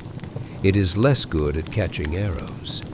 It does not make your skull thicker, your wool denser, or your wrists faster than a sword that has been weighed, balanced, and named. Your courage is a bonfire. Their training is a stone room around it. You run. Not because you are a coward, but because you have a past worth keeping and a family who thinks your laughter is furniture. The field becomes a geography of choices: ditch or hedge, path or ruts, breath or one more swing. The aristocrats do not chase blindly. They follow in files, tidy as a ledger, cutting. Retreat into sample sizes. Behind, the wagons burn, which will look like justice to someone writing a poem from a safe distance. By dusk, the road is empty in that specific way that only feels empty when your friends were just there. The geese, wise beyond politics, have relocated to a pond. You sit with your back against a hawthorn and taste iron in the back of your throat that is not, for once, the plough. From far off comes the cheerful shout of men announcing to one another that they were correct all along. Summary for your sleep file. You brought fury and a flail to a world that answers in cavalry and contracts. You discovered that professional violence is a trade, and the guild has dues. Tomorrow will bring words like reprisal and example, and you will learn new paths through hedges. For now you breathe. Count the stars the plague didn't take, and accept that the sword on the table came with a manual you were not allowed to read. Chapter 18. Receipts with helmets. Let's talk about receipts, the kind that walk into your yard, across a narrow grey strip of water from where you just learned what cavalry looks like up close. The same famine and war arithmetic arrives in a different outfit. England has figured out a way to count you that feels less like counting and more like leaning. They call it a poll tax per head, because apparently nothing says "we see you" like charging admission for having a face. Morning is damp. It's always damp. Smoke slouches out of the thatch like it had plans and forgot them. You're fixing a gate that has started to identify as a suggestion when the lane fills with certainty. Not a full lord's retinue, no banners playing bragging rights, but a compact bundle of authority wrapped in wool and mail. Men-at-arms ride in pairs, bits clinking softly, poleaxes like tidy exclamation points. Behind them, a clerk with a face that would deny you a biscuit on principle, holding a roll as if it were a sermon. At the center, the official. He is the color of a wet stone and is likely to move for you. He has a badge stitched to his cloak, the crown rendered with the kind of stern, simple embroidery that says, "No refunds." You stop pretending to fix the hinge and stand the way peasants stand when the law visits. Hands visible, mouth careful. Goose pretending to be a houseplant behind your leg. The official does not shout. He projects like a church wall. "By writ of the king," he begins, which is how all the expensive sentences start. "The tax due upon each person above the age of 15 is 12 pence. The clerk nods with the solemnity of someone who has never missed a meal. The men-at-arms let silence finish the paragraph. 12 pence. A shilling. You taste the word like iron. You know the math of your house. 4 of you over 15, if you count your eldest's shoulders and hope no one counts her freckles. 48 pence is a theory. In reality, it's a year of tiny decisions, like whether to salt the last pig in hope, or just live on soups and stories. You have 6 pennies honest, 2 bent ones you've been pretending not to notice, and a pocket full of optimism that does not exchange well. Names are read. The clerk's reed pen scratches your family onto a list that might as well be a recipe for stew. One of everything. The official walks the yard, boots testing mud with an expertise that says he's confiscated a mud floor before. He notes your door, the good pot, the chicken who has the poor judgment to make eye contact. Payment, he repeats, and somehow makes it 3 syllables and all downhill. You hand over what you have. The pennies are silver, the faces smoothed by 100 palms, and the occasional moment of under-the-table filing. The men-at-arms weigh them on a little balance that is deeply disappointed in you. The clerk records the shortfall. The tall sticks come out, hazel, notched. He cuts a notch, breaks the stick lengthwise with a theatric crack, keeps one piece, gives you the other. A receipt that can be matched later by its broken veins. You hold your half like it is a permission slip to keep breathing. Where are the others? The official asks. You know who he means. It's always the others. The neighbors who are suddenly taking a very long time to fetch water. The elder who has found religion in the farthest corner of his barn. The girl who has condensed into 14 years and a shawl. The pole is a head count you can feel between your shoulder blades. He turns to the constable who has been trying to look smaller than his hat. Fetch them. We will not be laughed at. The village wakes in a series of nervous coughs. Doors yawn. People emerge with their best rags and their most helpful expressions. You line up because lining up is what you do when your options have all agreed with each other. The clerk asks questions in a voice that has never been told a secret. Name, age, household, occupation. There is a pause before age, and in that pause you can hear the stories that have already been tried elsewhere. In other parishes, they say, the commissioners asked the kind of questions that should be left between a family and the quiet. In yours, they keep it to humiliations you can tell at a funeral. Prove your age with witnesses, as if poverty keeps spare affidavits in its apron. Your neighbor, God help him, tries a joke about being 16 in dog years. The official looks at him the way stone looks at moss.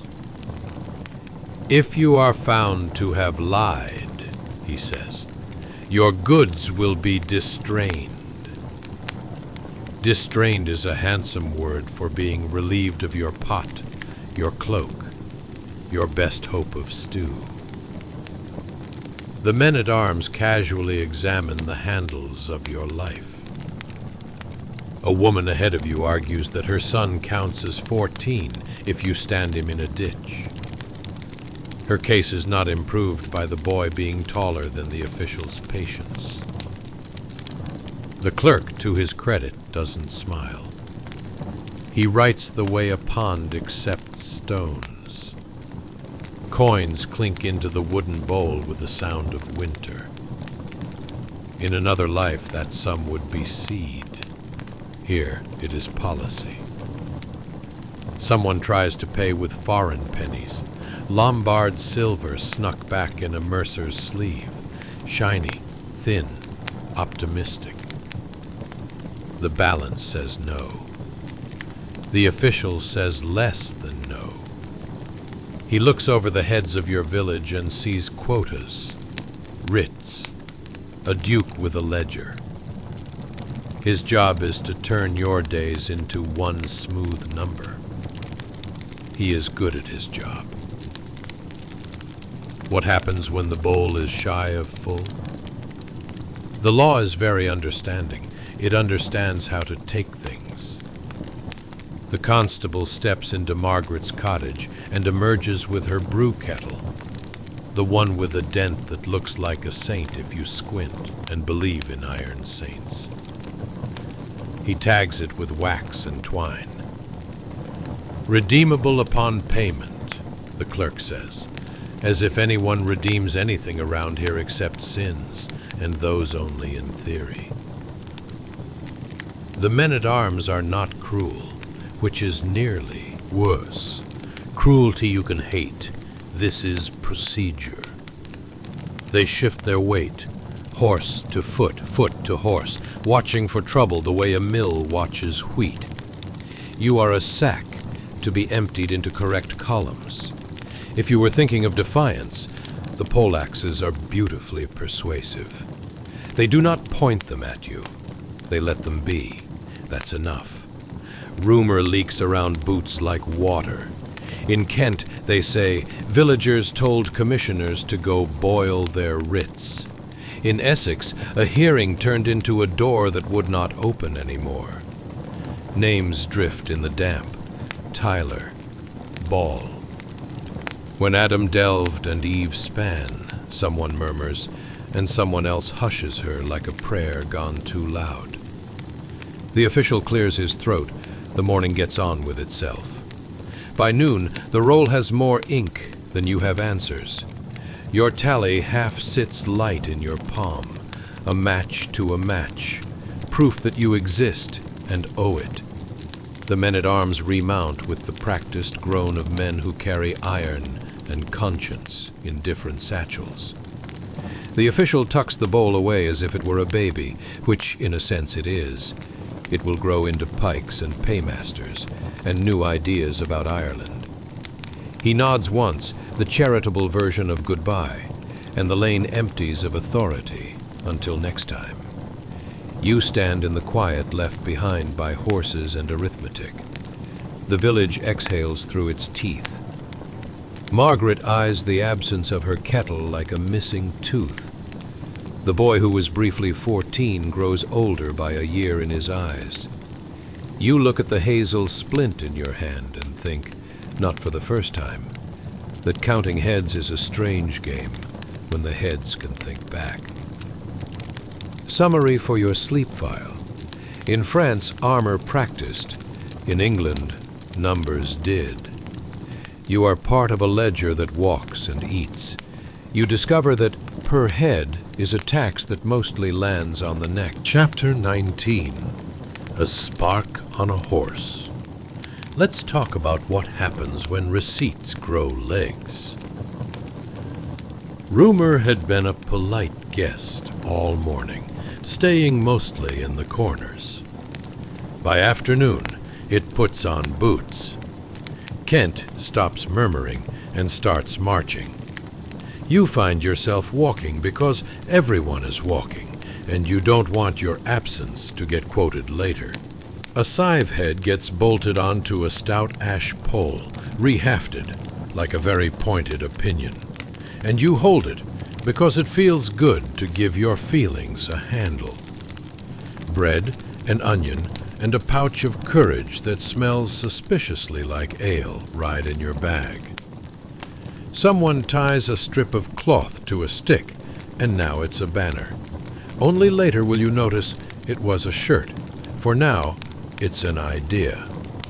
You reach Blackheath and discover the countryside owns more feet than you thought. It's a gentle green bowl full of faces that look like yours, which is rare and deeply comforting. A priest named John Ball climbs something taller than you, a cart, a hill, memory, and calls across the noise, "When Adam delved and Eve span, who then was the gentleman?" The words sit in your chest like a door finely oiled. The crowd rustles with, "Yes, it's not shouting. It's a blanket being shaken out." The walk becomes a river. London realizes it is downstream. Gates don't keep out water, they organize it, and the city organizes you straight onto its streets. The air tastes of smoke, tanneries, and possibility. Things happen quickly, the way quick things do. Locks stop being persuasive.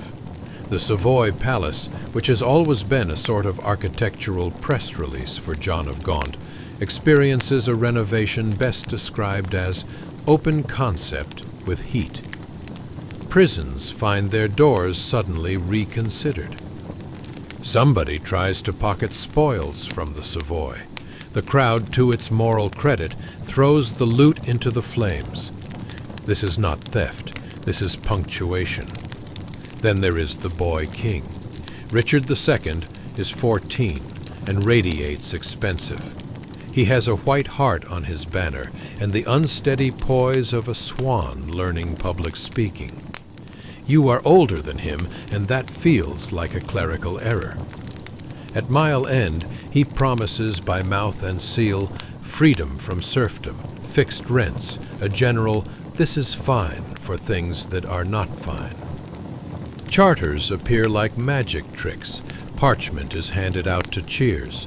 The word "free" walks around the square and tries on voices. You hold a folded promise made of calfskin and wax and think, perhaps tomorrow will be something else. But paper is not policy until it survives breakfast. It's time for a meeting with the manager. Bad idea. The place is Smithfield, a flat space where livestock meet commerce and occasionally history. You stand in a sea of peasants who are mostly farmers and suddenly a committee. The summer sun does its best impression of generosity. Dust nods off in the heat. The king's party glints at one end, a tidy arrangement of horses and men who have practiced their faces. And your end bristles with Staves, bows, reworked tools that still remember barley. Between them rides a man you will tell stories about for the rest of your life. Wat Tyler is not tall in the way ballads remember. He is tall in the way resolve is. He sits a horse like he'd paid for the privilege with all the coins luck forgot to give him. He wears a short, practical mail shirt that has known both an anvil and a day's work. His eyes are the exact color of no. When he turns his head, the crowd moves, not because he asks, but because the air expects it. He rides forward alone, which is the loneliest number there is. Hooves whisper over the hard ground. You watch him cross the space between your days and the people who charge rent on them. He doesn't bow, he converses. Accounts will later become a chorus of disagreements about what was said. Some say he asked for water, to wash in the king's presence, a courtesy wrapped around a dare. Some say he asked for ale, because courage is thirsty work. Some say his demands were the precise shape of sense. End serfdom everywhere, no more lords' games with justice. Land at honest rents, the old forest laws retired to the attic. What you hear is plain. We are done being arithmetic. The king's men do not love plain. There is a movement like a sword remembering its job. The Lord Mayor of London inches his horse forward with all the lethal politeness of a butter knife that has decided to be a sword today. Words turn to the kind of quiet that is made of teeth. Then the conversation ends the way too many medieval conversations end, with steel. It is quick. Tyler is suddenly less weight on the horse and more lesson on the ground. You do not breathe. The crowd does it for you, one shocked inhale that lifts the city by an inch. The boy king, to his lasting credit, rides toward the part of the day that could have become a storm, and speaks a sentence that history will underline twice. I am your captain. Follow me. It is precisely the sentence you needed to hear to not turn London into a memory. So you follow, because somebody has to steer this bewildered boat back to shore, and because somewhere in your hand is a charter that says the world was about to change. By evening you are carrying paper and unshed tears. Tyler's name moves through the ranks like warm bread. John Ball vanishes into a web of alleys and vows. The king's promises feel tall in the moment and shorter in the shadow of the tower. In the days after, the charters shrivel like greens left out of a jug. There are proclamations, and then there are retractions, and then there are punishments wearing boots. Some leaders are found and introduced to the law's most terminal punctuation. The rest of you go home, because homes do not milk themselves. Fields are a kind of truce. They need you regardless of who owns your afternoons. Here is what remains. You stood in a London square and saw a man on a horse bend the line of fear for a minute. You felt your back straighten inside a crowd. You learned that hope can be explosive and brief and still do its work. The people with poleaxes are very good at making statements. The people with scythes are very good at remembering them. Summary for your sleep file. A boy king promised. A city blinked. A leader fell. And for one exact afternoon, the working poor tried on the future like a cloak that almost fit. Eventually the crown wrote everything back the way it likes it. But memory is not a ledger, and you can't unsee a door once it's opened, even if somebody says they lost the key. Chapter 20. The church with two front desks. Let's talk about authority. Bad idea. You are still carrying the rustle of charters in your pocket and the echo of a boy king's sentence in your head when Europe politely taps you on the shoulder and says, "What if the person in charge is a group project?" You look up from your field, from your taxes, from your very dignified avoidance of plague, and the sky is suddenly full of bishops flying in formation. Somewhere bells are ringing, everywhere, like the continent forgot which hour it was and decided to try all of them. You step into a hall that is not really a hall so much as a feeling. Marble cool as a kept secret, tapestries that swallow sound, incense thick as a velvet curtain you have to part with your face. Candles stand like a patient forest. The air tastes expensive.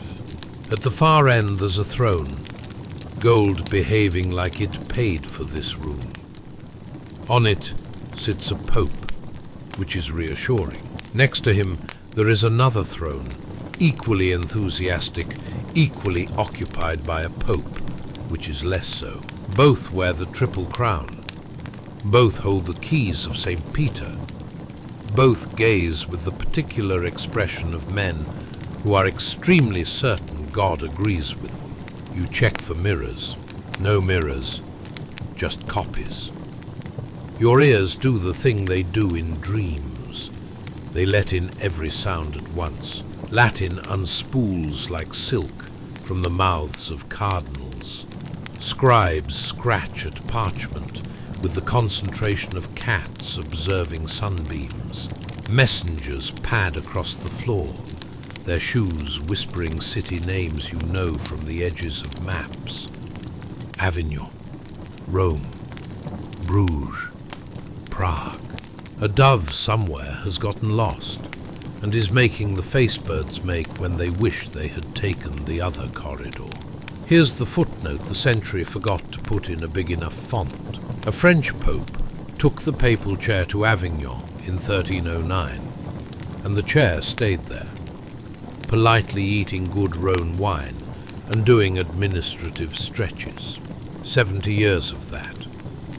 They called it the Babylonian captivity, because that's what you do when you've read your Bible and you love a metaphor. Then a Tuscan woman with letters like arrows, Catherine of Siena, told the Pope to go home and be brave, and to everyone's shock, he did. Gregory XI returns to Rome in 1377, takes a breath, and immediately dies. The election that follows in 1378 is conducted with Rome breathing down the conclave's neck. Rome is very persuasive. Urban VI emerges Pope. Some cardinals look at Urban, look at Rome, look at each other, and go, no. They declare the vote invalid, retire to a safer distance, Avignon has better snacks, and elect Clement VII. You now have two popes. They excommunicate each other with the kind of enthusiasm usually reserved for family reunions and inheritance arguments. It's a map problem now. England, never one to miss a chance to disagree with France, lines up behind Rome. France embraces Avignon like a proud parent. Scotland remembers it hates whatever. England loves and thus is suddenly very devout for Avignon. Castile and Aragon flirt with one then the other, as if salvation were a particularly handsome trader at the fair. The Holy Roman Empire puts a finger on the scales for Rome. In that way empires do when a moment needs a little weight. You are a parishioner with a sin budget and a tithe jar, and this awkward question. If the man who can unlock heaven has a duplicate, which key works? Administrative mischief ensues. Bishops get 2 appointment letters. Abbots receive 2 seals. Parishes are asked to pay Peter's pence twice, which is like being charged double for the same loaf because the bakers had a disagreement about flour. 2 chancelleries send 2 sets of indulgences to the same town, with all the gravitas of dueling newsletters. The faithful are not sure whether to confess north-south or east-west. Confusion becomes a kind of weather. The hall tilts. On one throne, Urban VI drums fingers that could double as hammers. He regards reform the way a blacksmith regards iron. He will beat it until it holds a shape he likes. On the other throne, Clement VII has the patient politeness of a man who brought the better lawyers. Their faces do not move, but their clerks duel with quills, which is how medieval men do open-heart surgery on a body made of institutions.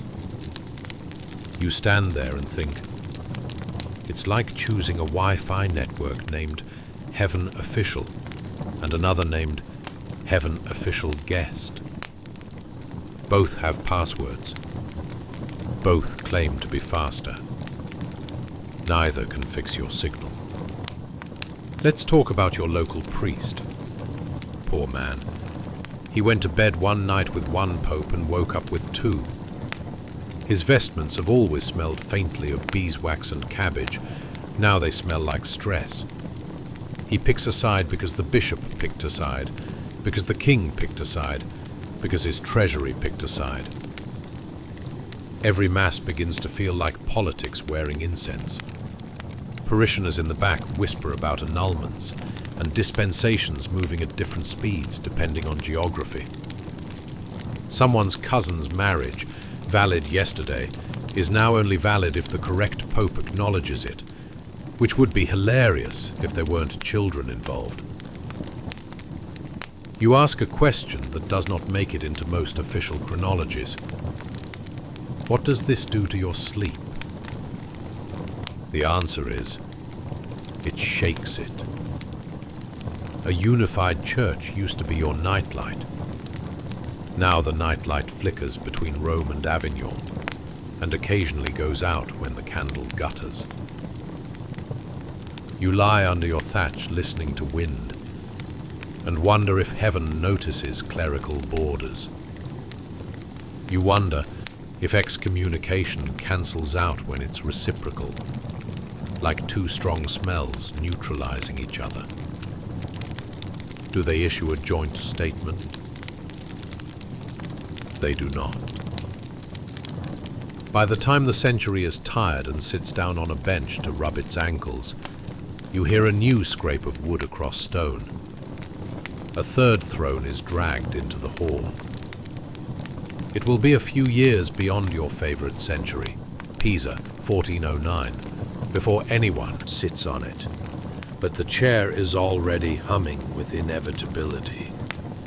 Cardinals, having grown weary of a war fought with stationery, gather and try a reset.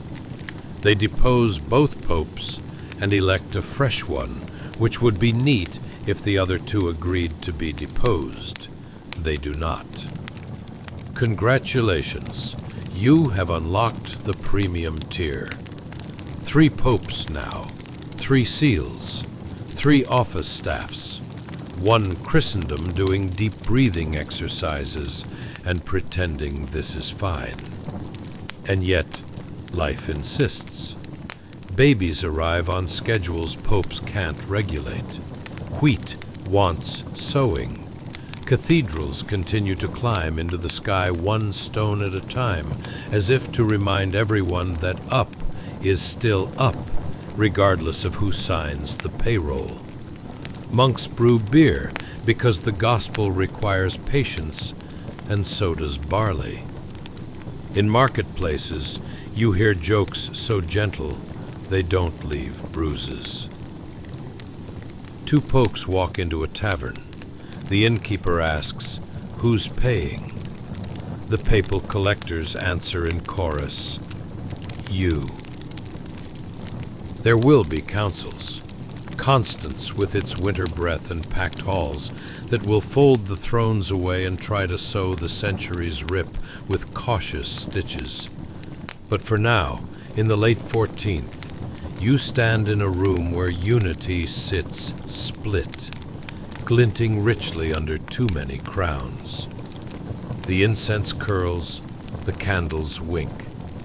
The doves consider a transfer. You back out on quiet feet, because even confusion deserves a little respect. Outside, the street is ordinary and blessedly single. Your parish bell rings. You go where you have always gone when the world is odd. You head home. You count your sins. You make dinner. Summary for your sleep file. 1 chair becomes 2, eventually 3. Salvation gets put on hold music. Europe chooses sides like it's prom. And the holiest customer support desk in history asks you to hold, please, indefinitely. Chapter 21. The chancel with no ceiling. Let's talk about prayer after paperwork. You slip out of the hall with too many crowns and too much incense, blink in the honest daylight, and walk until the marble in your ears turns back into wind. The road narrows, stubborn hedges hedge, and a church appears like a memory you are trying not to remember. Half a roof, half a bell tower, all of it bravely pretending that half is a perfectly complete number. You step inside. The door hangs like a tired jaw. The air smells of wet stone, ash, old beeswax, and the kind of dust that knows funerals by first name. It is colder in here than the weather outside, which feels like a prank. Your breath fogs. You become your own small cloud. Light filters through the missing roof in a lazy trapezoid and catches you in it. And you kneel in the chancel, because that's the part that still looks like it remembers how to hold a prayer. Your knees find grit. Your spine remembers that kneeling is a full-body activity. Across the broken altar step, someone has arranged a line of wildflowers in a jar that used to be a medicine bottle. It tries very hard to be cheerful. You appreciate the effort. You fail to be cheered. The wind has become the new choir. It moans through arrow slits and under splintered beams, with the kind of improvisation that makes monks nervous. Somewhere, a surviving icon is blistered with smoke. Christ's painted eyes narrowed as if he, too, is considering filing a strongly worded letter to management. Your fingers trace the broken edge of the altar stone the way you might trace a scar you've stopped noticing. You think of the last weeks, the last years, honestly, the last century, which has been doing a convincing impression of a long hallway full of rakes you keep stepping on. Let's talk about famine briefly, because you'd rather not, and yet your stomach never forgets. The rains came when they shouldn't have in 1315, stayed like unwanted house guests, and turned fields into a lesson about the limits of optimism. Grain sprouted mold that looked like fur and tasted like regret. You chewed anyway. Cattle died. People traded recipes you don't want to think about. You look at the cracked floor and remember hauling a sack that was mostly hope and finding the granary as empty as the promises. If you've ever stared into a pantry like it was a mirror, you know the feeling. You survived that, which feels like bragging but is just fact. Then a ship coughed in 1347 and the air got crowded. The pestilence that walked off the gangplanks did not check local regulations. You lit a candle for a neighbor, and then for the neighbor's wife, and then for the neighbor's children, until the wax ran slick as tears and the candle stubs looked like a little graveyard. You remember the sound of cartwheels at night, and the way the town bell became a metronome for grief. You remember thinking, surely it's done now. You were adorable. You stayed, because where else would you go? The century offered variety. If it wasn't weather, it was war. If it wasn't war, it was taxes. If it wasn't taxes, it was theologians shouting at each other in Latin while you tried to distinguish between sins you actually committed and sins you apparently had to pay for because someone else argued better.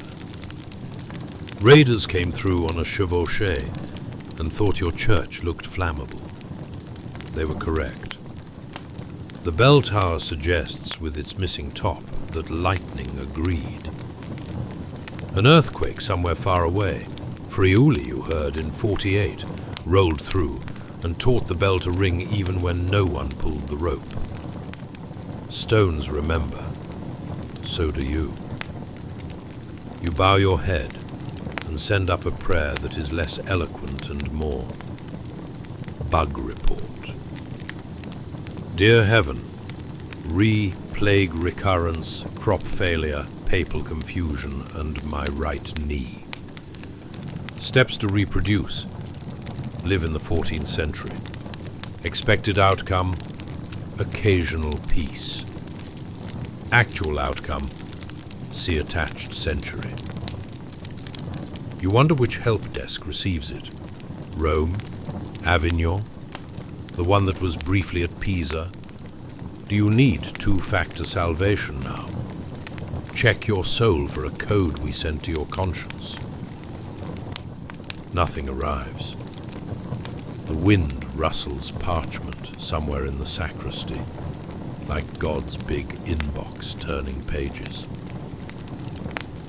You are not faithless. You are tired. There is a difference. You have listened to flagellants thwacking themselves through town like a very loud apology. You have listened to preachers promising dates for an ending that kept not showing up, like a party with the wrong address. You have tucked the names of the dead under your tongue like seeds and waited. And now you are here, in a chancel stripped of paintings, whispering to a ceiling that is mostly sky. Somewhere in another place, a woman named Julian is having visions and telling anyone who will listen that all shall be well. And you want very much to believe her. Meanwhile, you kneel in a draft and negotiate with your breath. Let's talk about exhaustion as a sacrament. The stonemason who used to sing while he worked is gone. The beam he set was taken down to warm a winter you survived.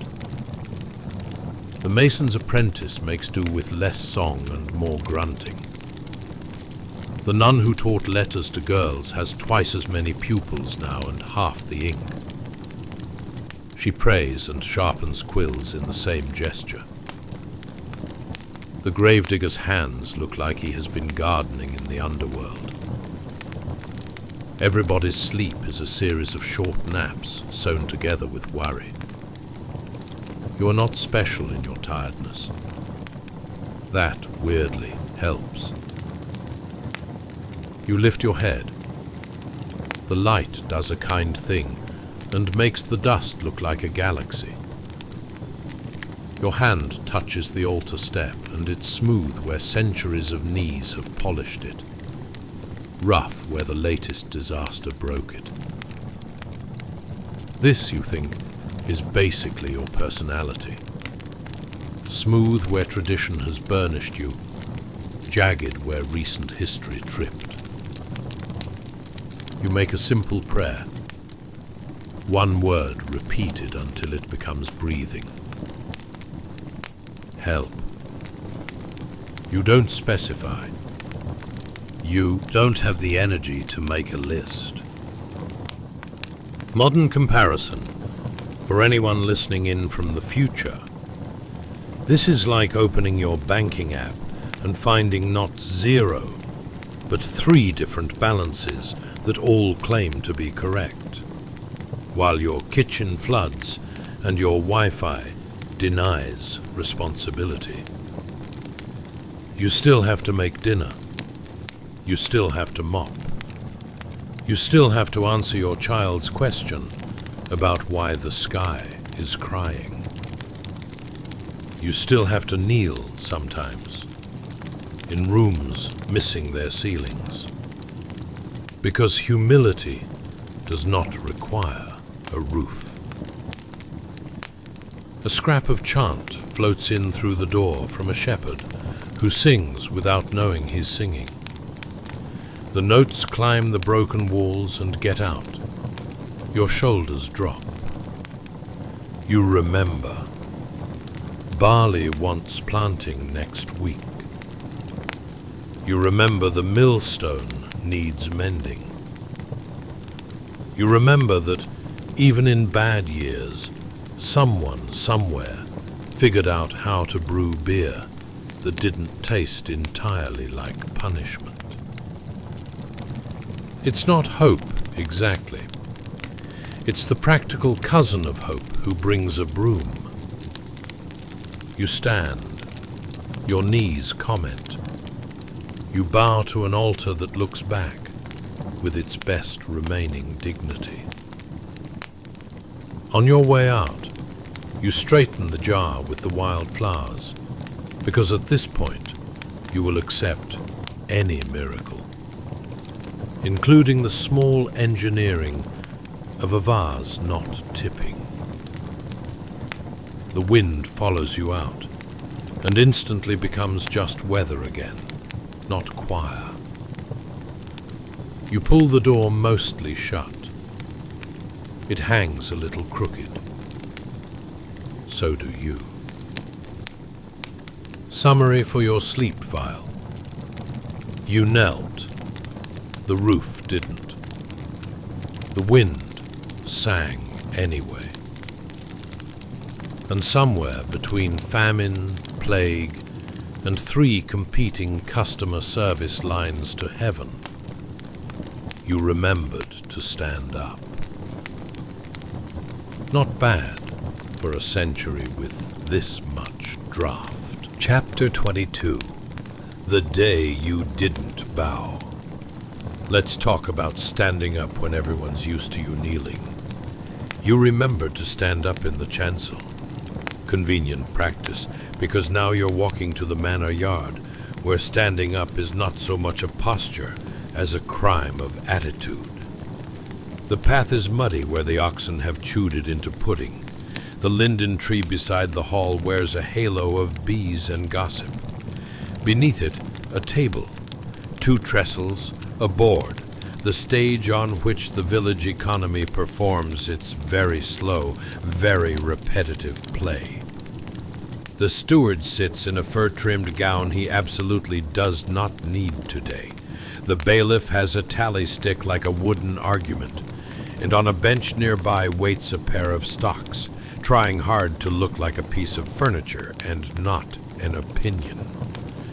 Your hands are cleanish, and your tunic is mended in honest geometric shapes. Your knees remember the stone in the church. Your back has a sermon's worth of straight in it. You're here because the barley doesn't plant itself, and the domain can't harvest itself, and half of everyone is gone. Supply and demand has arrived thousands of miles and hundreds of years early, wearing boots and carrying a hoe. The steward looks up. His eyebrows attempt to be a skyline. You owe week work, he says in the tone of a man reading rain aloud. 3 days on the Lord's land, 2 boon days at harvest. Also, of course, the little bits. Merchet if your daughter marries, chevage if you wander, heriot when you die. He unrolls parchment like your future is a receipt. You say, I'll give you 2 days, cash for the rest, and 3 pence a day when I do, plus bread and ale that's not last year's disappointment. Also, I want the harvest boon with lunch that doesn't look like penance. The bailiff sputters in pre-statute. 3 pence! The statute of laborers 51, wages at the old rate. He taps the tally stick as if money might fall out if he hits the air hard enough. You nod. It's a kind nod, the sort of nod you give a child who has just defined weather as rain that is rude. The old rate was 1.5 pence when your village had twice the hands. Now the scythes are lonely. The men at the plow look like understudies. The cows stand around like management consultants who cannot believe how few meetings there are. He quotes the law. You quote the graveyard. It's not that you're disrespectful. You're a connoisseur of respect. You've bowed to saints, to seasons, to the particular angle of a calf's leg that tells you which way to push. But the ledger of your life added a column titled Leverage this decade, and numbers appeared there that did not exist before. People with cloaks have noticed. People with calluses have noticed. The lambs are non-committal. Let's talk about bargaining, which is also prayer but with more math. The steward clears his throat as if he is about to cough up the entire feudal system. By custom, he begins, a phrase that means, because we've always liked it this way, you owe labor. You agree. By custom, rain falls up. By custom, your hands break on other men's wheat, while your own plot tries not to sulk. But customs are not commandments. Even commandments got an edit once or twice. You mentioned that John over the hill at Little Hangleton is offering 4 pence and shoes that were made after Noah retired. You do not need to run away. You need only point at the horizon like it is a menu. The bailiff mutters about runaway villains, about the hue and cry, about the stocks peering with wooden enthusiasm at your ankles. He looks very tired. Everyone looks very tired. A small crowd has grown in the shade. Women with rope-burned hands, boys trying out mustaches in their minds. The smith who smells like a forge decided to try wearing a person. The reeve whose job is to translate between your world and the steward's without letting either side bite. They watch the way people watch a cat and a rooster decide who owns the barn. You make your offer simple. 2 days a week on domain work. No more dawn to dusk summons on holy days unless the weather has written an apology. Commutation for the rest, coin instead of body, and that coin at the going rate. A loaf each day you reap, ale that doesn't taste like medicinal pond, and a harvest feast where the meat is not purely theoretical. Also, a promise that no one will pry your daughter's marriage open like a money box for merchant, unless she's marrying above her hat. This is, in modern terms, your annual performance review, except HR is a goose with strong opinions, and the copier is a monk writing etc. in Latin because his hand hurts. The steward considers. He has a list of threats in his throat. He also has wheat in the field, hay in the meadow, sheep that insist on being soft and stupid at the same time, and a lord who would like rents in coin, because war is expensive, and the French countryside does not burn itself. The calculus is not kind to nostalgia. A compromise lands like a careful bird. 2 days week work, yes. Boon work, limited to actual emergencies, sworn on the parish's one surviving silver spoon. 3 pence on harvest days, 2 the rest of the year, bread daily, ale proper at noon. The merchant, halved. The steward says the word halved, like a man trying a foreign soup. You keep your face polite, while your rib cage throws hats in the air. The stocks look offended, but stocks are not a voting bloc. Let's talk about the sound of a balance shifting. It is not dramatic, no trumpets. It's more like when a cartwheel rolls out of a rut and continues on, a little freer for a few yards. People sign with their marks. The bailiff cuts notches into the tally, like you're all whittling history. The reeve nods at you with the sort of solemn friendship that makes a man keep your secrets and your egg count straight. Somewhere, the church bell tries a small, surprised ring all on its own, as if metal can eavesdrop. Modern comparison, for anyone with an app for everything. This is negotiating your salary without email, but with a legally binding tree. The cloud is a literal sky that will rain on your contract if you don't hurry. Your union rep is a neighbor who once wrestled a pig out of a doorway and now believes all obstacles respond to persistence.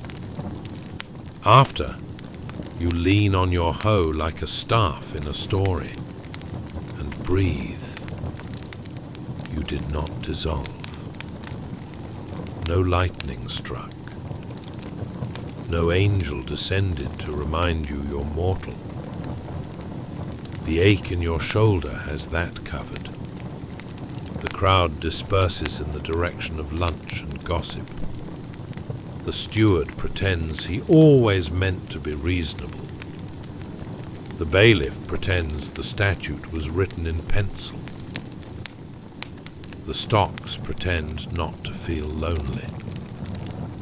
You head for your strip of field. The soil receives you like a colleague who knows you've been promoted but won't say it out loud. You've not escaped the century. You've nudged it. Quietly. Like a shepherd nudges a sheep that thinks it is a philosopher. Summary for your sleep file.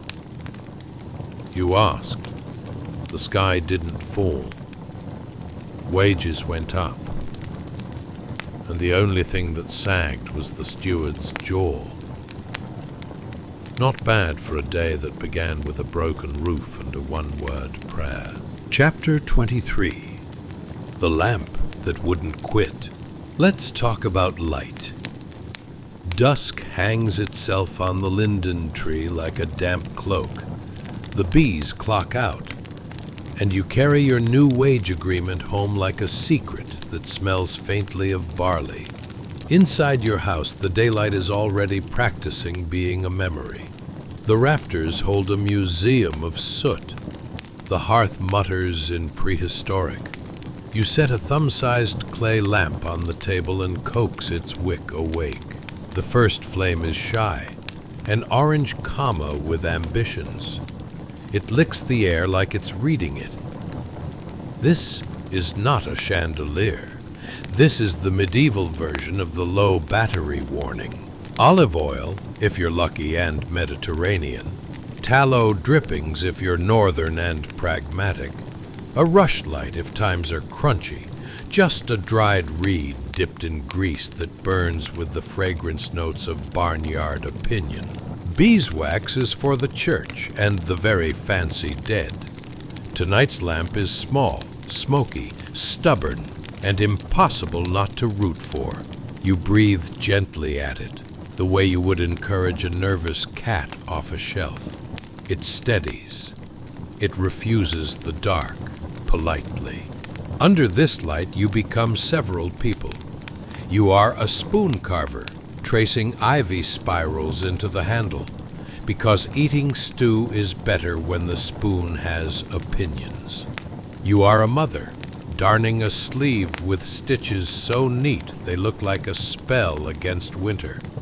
You are a neighbor with a half-remembered song your grandmother hummed when the bread behaved. And now it's your turn to keep it humming.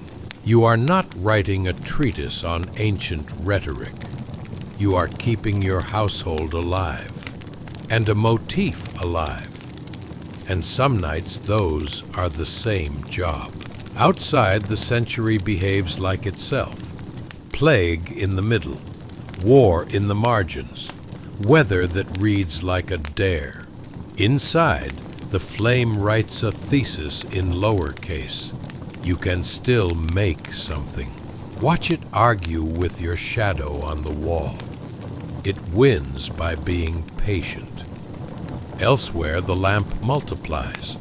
In Florence, a scribe leans into a beeswax candle the color of ripe straw and copies a sonnet by a man named Petrarch, who is busy writing love letters to a woman and to a long-dead Roman named Cicero, because apparently the 14th century contains both multitasking and nostalgia.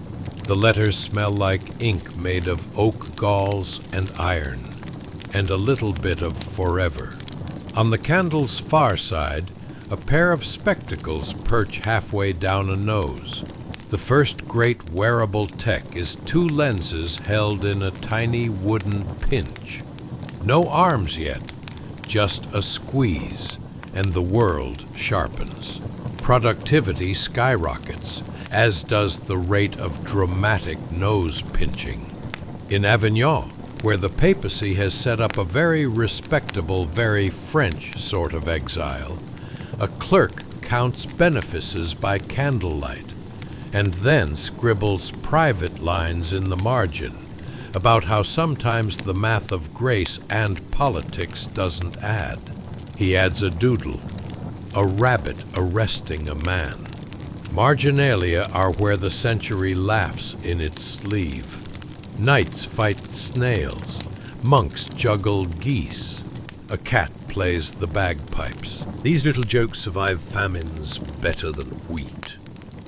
In Prague in 1348, a university lights its first lamps.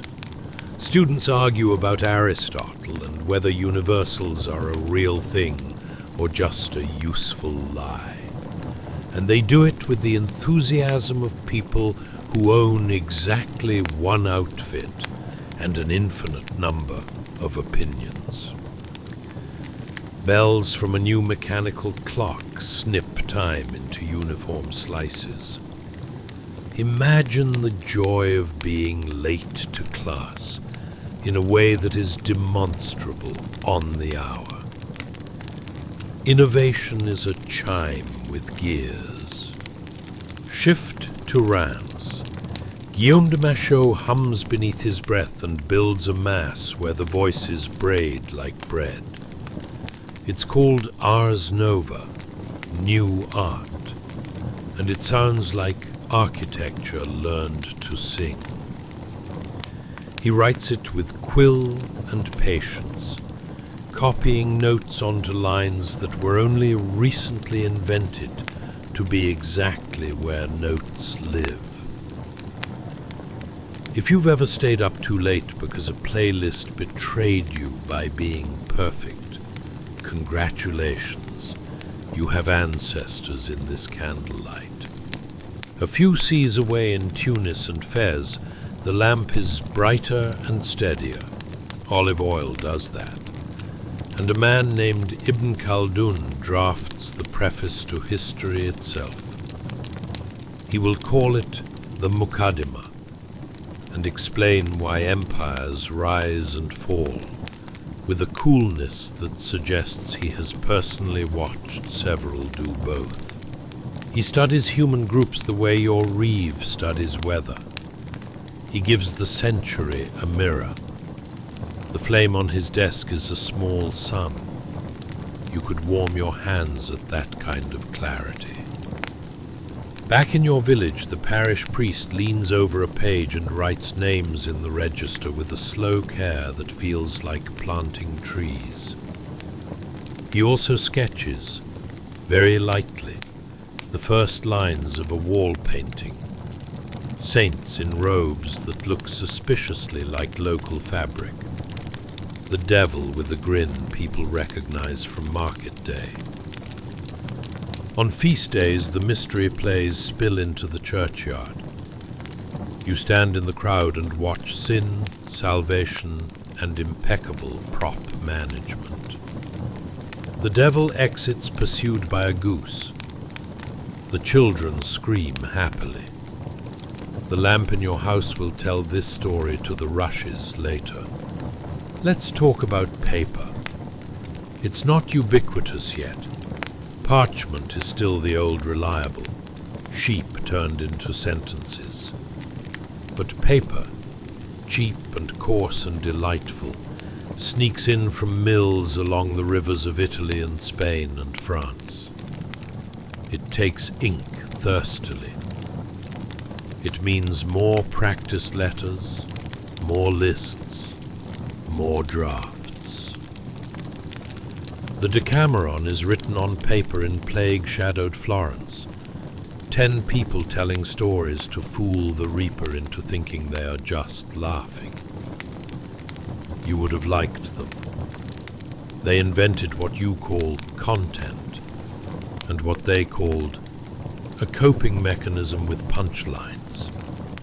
That lamp on your table? It's part of the same conspiracy. You don't call it humanism. You call it not letting the dark win the argument. You copy a charm for sheepworms onto a scrap because the old woman who taught it to you died in the pestilence, and the lambs refuse to read.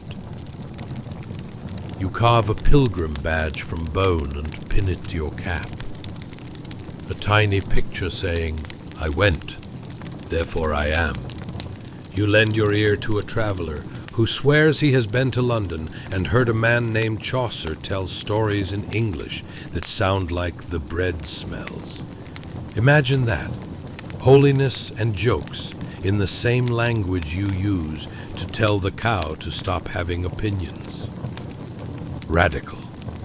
The flame gutters, rebounds, steadies again. It smells faintly of cooked hope.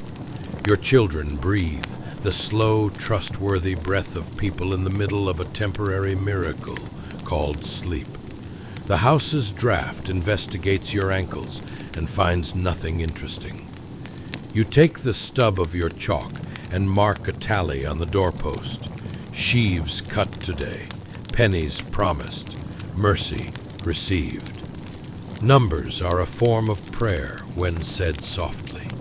If a storm presses both hands to the roof tonight, the flame will bow and keep working. You trim the wick with your knife, the medieval productivity app.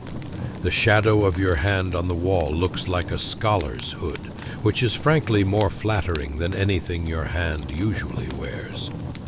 The world beyond the village remains dramatic, but the lamp has absolutely no interest in the 100 Years' War. It is committed to the yours right now's piece. Summary for your sleep file.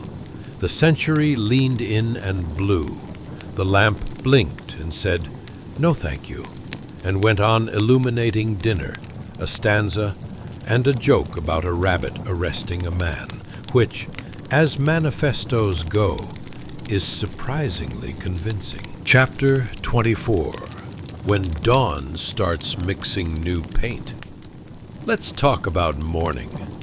Your lamp has been rehearsing for this moment all night, a small understudy warming the stage.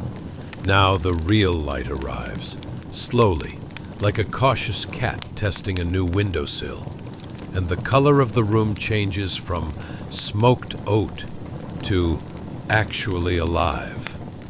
The rafters unclench. The ashes in the hearth turn from lunar gray to something that remembers being wood. You rub your eyes and discover the world has been lightly edited. Color, in your century, behaves like a rumor that keeps being proven true.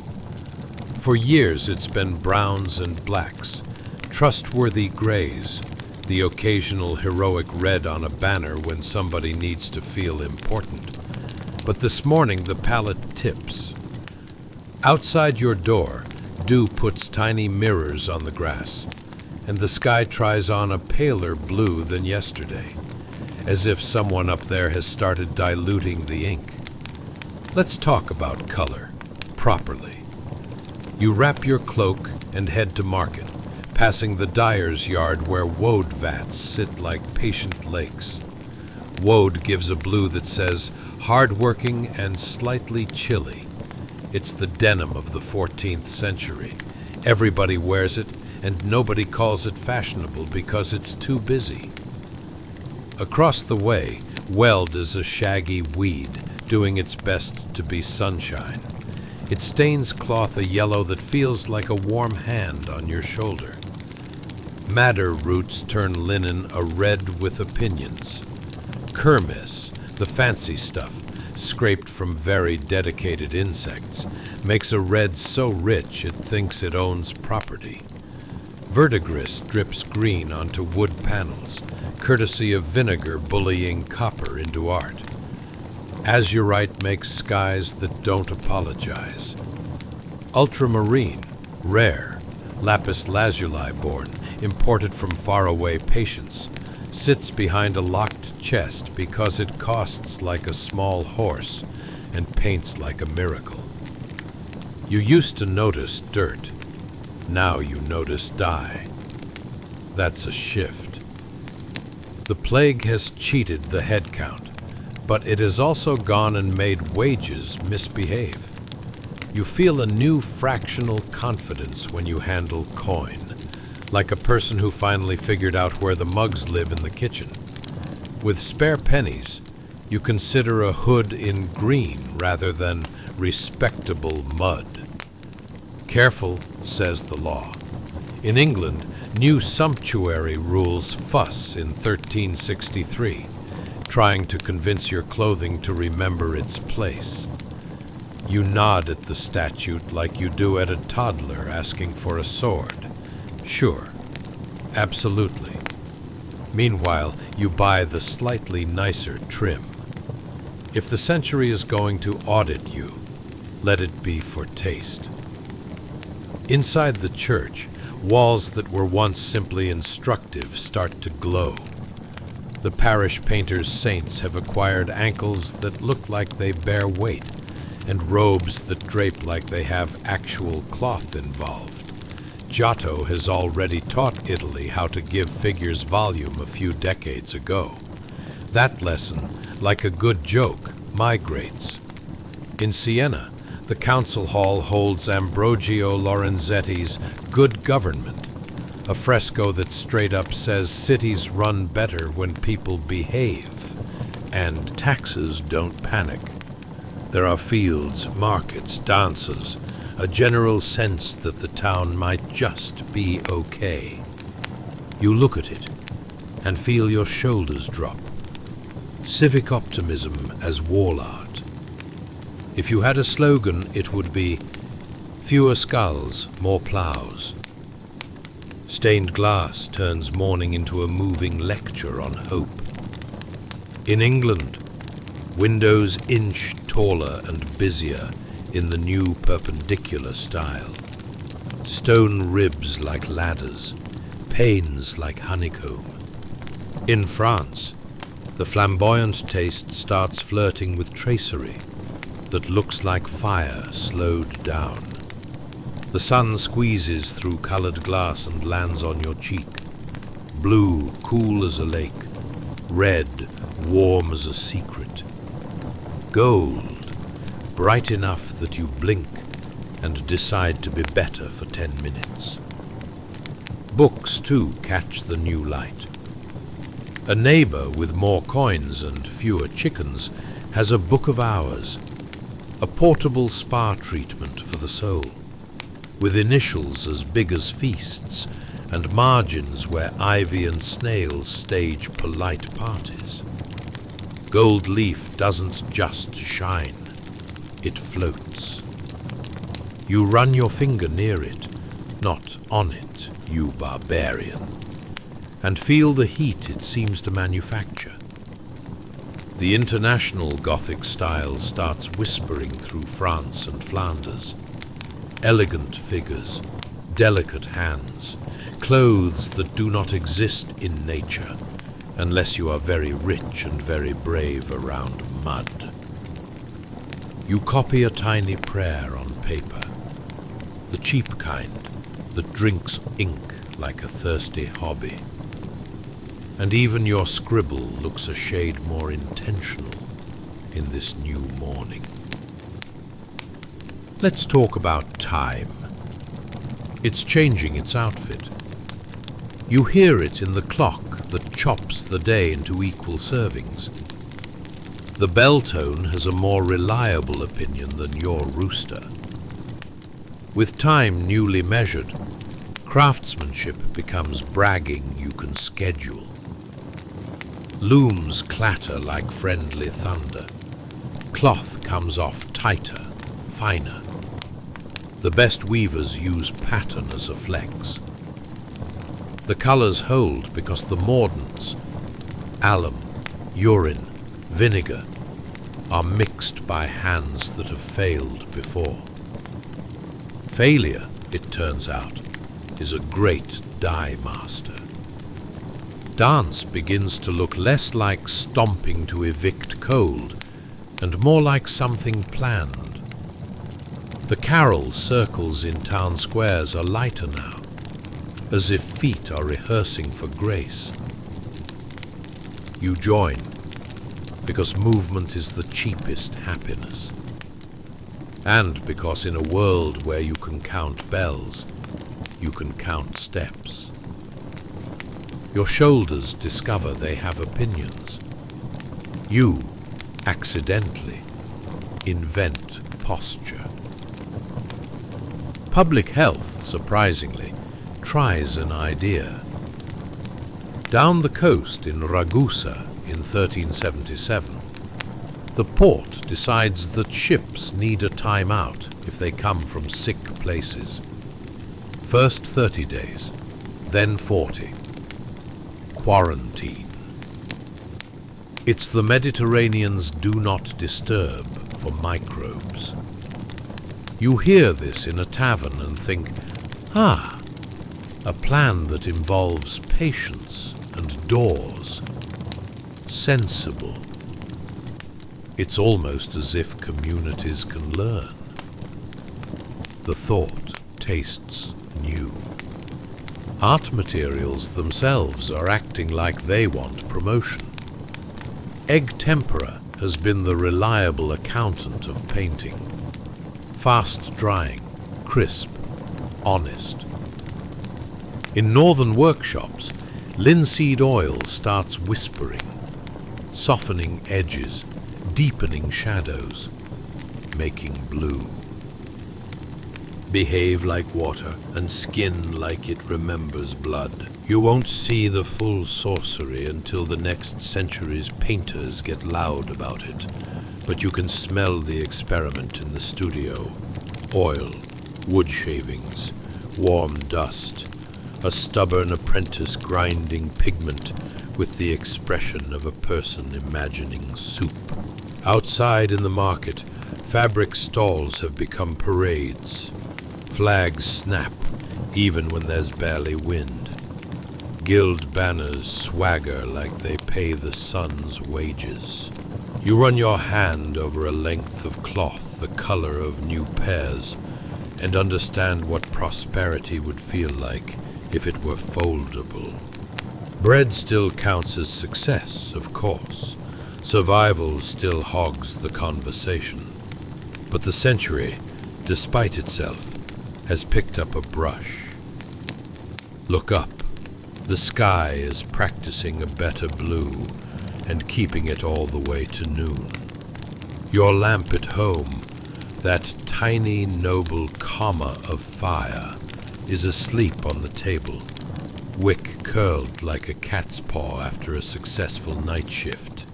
You step into the daylight and feel the world color correcting around you. Not a sudden filter, but a series of gentle updates.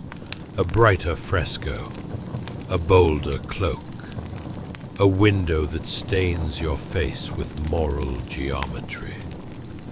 Summary for your sleep file. The night taught you stubbornness. The morning adds style. The future is quietly setting out its palette. Sunglasses haven't been invented yet, so you borrow a scholar's spectacles, squint through the pinch, and call it progress. Call it progress. Chapter 25. The Four Horsemen book their group rate. Let's talk about shadows. After all that new blue in the sky, you squint through your borrowed spectacles and catch motion at the horizon. 4 silhouettes cresting a ridge no farmer ever named. It's not a painting yet, but your century keeps sketching it anyway. A composite image of anxieties with really good posture. Famine, pestilence, war, and death, riding abreast across fields that used to be plans. First comes famine, thin as a promise stretched over winter. The landscape around him has that 1315 look.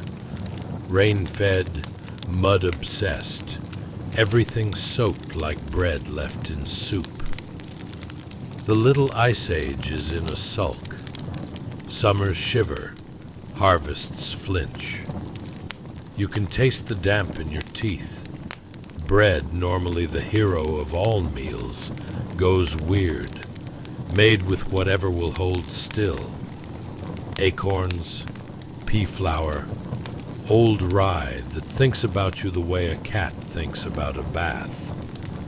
You chew because your jaw's unionized and has to show up. Livestock cough themselves into legend. A catamaran floats through the stalls like a bored sermon. Prices climb like sinners up a steeple. Wages don't get the memo. Your seed grain sits in its bin like a dragon guarding coins you're not supposed to spend. Except you do, because otherwise there's no spring to wait for. You boil nettles and convince your stomach it's soup. You tell your kids a bedtime story about a loaf with crust so thick it bends knives. And the kids applaud, because the main character is bread. Behind him is pestilence, arriving with the confidence of a coworker who comes to the office sneezing and says, "It's just allergies." The ships in 1347 bring more than almonds. Rats commute, fleas network. Yersinia pestis applies for the position of news everyone hears by bell. Buboes bloom like unhelpful badges. Air smells like vinegar, smoke, and whatever herbs the local apothecary pulled from a hillside and swore was an idea. The bells toll, and then develop calluses. You don't touch doorknobs because there aren't any. But you start side-eyeing everything. The communal cup, the shared bench, your own pulse. The flagellants pass through town like a traveling rehearsal for guilt with percussion. People look for reasons, conspiracies, targets. Fear hires scapegoats and pays them in fire. In a few places, neighbors do unspeakable things to neighbors because panic masquerades as certainty. You add it to your list of human errors and tighten your grip on basic kindness like it's the only tool you can afford. War keeps pace on amount that looks paid for by back taxes. The 100 Years' War opens in 1337 and refuses to read a calendar. Chevauchés roll through the countryside like badly planned barbecues, fast, hot, and leaving nothing but smoke. The Black Prince's boys ride by behaving like they own your crops, because for the next 10 minutes they do. Armies live off the land, which is customer service language for your pantry. You learn the word garrison and immediately dislike it. Longbows gossip from far away. Crossbows have opinions about armor. Sieges turn towns into boredom, punctuated by terrifying minutes. Calais starves with civic determination while the world watches. Between campaigns, free companies do freelance crime, a subscription you never signed up for. Your lord insists this is all necessary and noble. You nod politely and practice hiding your wheat the way a magician palms coins. Death rides last, not because he's slow, but because he's punctual. He doesn't argue, he itemizes. He's not a skeleton in a cloak yet in every mural, but give it a few decades and artists will have him dancing you into the grave with excellent choreography. For now, he visits with a bureaucracy of candles and bells. Priests learn to sprint. Wills are whispered into ears sharper than ink. The cemeteries expand like suspicious bread. You begin to measure time by who's not at market. You learn the shape of grief so well that it fits like a second cloak. And still, because humans are stubborn like weeds with hobbies, you plant, you mend, you laugh at jokes with bad timing. What does it sound like under their hooves? Boots in frozen mud, the suck and release of a field that doesn't want you, the clatter of hooves on cobbles inside your chest when a messenger arrives with letters that smell like seals and trouble. The wind rehearses winter, cold enough to make your breath a small storm. Your hands crack, your breath fogs. Your neighbor invents a new swear because language too is a survival craft. You cope by getting specific. You stash a lump of cheese in a place even a hungry saint wouldn't look. You sew coin into a hem so clever even you forget it and spend a week walking richer than you feel. You go to church not just to negotiate with heaven, but to stand somewhere with a roof and a story. You study Saints Sebastian and Roch for plague tips like they're influencers. You hear about quarantine in Ragusa, 40 days, ships sulking offshore like punished geese, and it feels like the first time a town decided to try patience at scale. You buy a sprig of rue from a woman who knows exactly how much fear costs today, and how to price it. The weather contributes notes like an uninvited violist. Spring shows up late, leaves early, and asks to be paid in advance. You harvest in a hurry between rains that arrive with the precision of a surprise. You sleep in a bed of straw that tries to become dust mid-sigh. You warm your feet on a dog who understands wages better than Parliament. Your cloak smells like smoke wool and achievement. Hot water is a holiday. Clean water is a rumor that sometimes turns out to be true. And in the midst of it, color persists. The horsemen pass a fresco still drying, and the blue refuses to flinch. A banner flaps with red too stubborn to fade. A book of hours opens at a page where a tiny golden sun rises on command. You Hate to admit it, but the image of the four riders rounding a hill in cold light has style. International Gothic would love their silhouettes. If the century is going to terrify you, it at least offers good composition. You catch yourself thinking about how you'd paint them. Famine's horse, all ribs and resolve. Pestilence's mount, speckled like a bad prognosis. War's charger, muscular as a tax.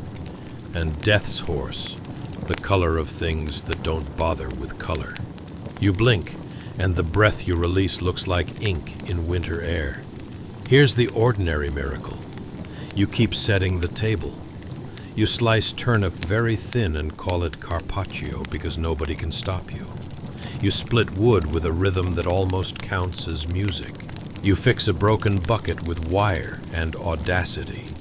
You trade a handful of eggs for a handful of news and count the day successful if none of it requires hiding. When the writers move on, it's not because they're tired. It's because you're boring them with persistence. Summary for your sleep file. The century is a 4-horse problem ridden by professionals, but you have a peasant's solution. Show up, mend the bit of world you can reach, bake what will rise, and hide the extra under the floorboards. If history wants drama, it can bring its own props. You'll be here, rehearsing survival, which plays to excellent reviews. Eventually. And now, as we leave the century behind, it's worth pausing for a moment, not to marvel at the disasters themselves, but at the people who carried their lives through them anyway. Every soaked field, every thin loaf of bread, every shivering winter morning and coughing city street.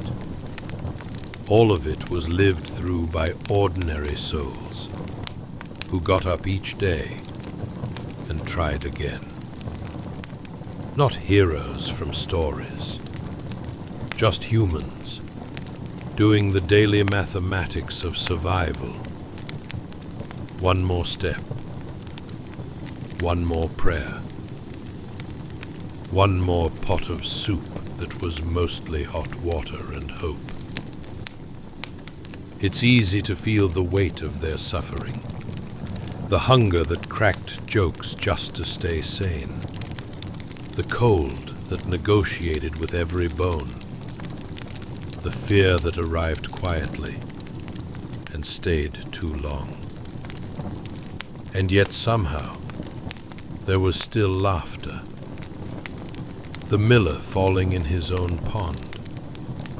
A rat stealing bread with the swagger of a nobleman. Someone joking that bark bread was chewy with personality. Even misery, it turns out, had a sense of humor when it needed one. But what lingers most is not the hardship, it's the resilience. The way people kept tending fires that didn't want to burn.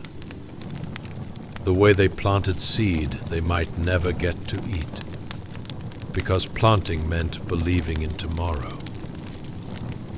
The way warmth was something shared before it was ever something owned. Tonight, you are wrapped in comfort they never had. A soft bed, walls that keep weather where it belongs, food that waits for you instead of being hunted by you. No smoke-filled rafters, no bucket catching the ceiling's opinion, no need to bargain with the wind. So as you drift towards sleep, let this century fade behind you like a lantern being carried down a long road. Set down your thoughts the way they set down their burdens, slowly, and with the knowledge that morning comes eventually. Rest gently. You've already survived your day. Good night.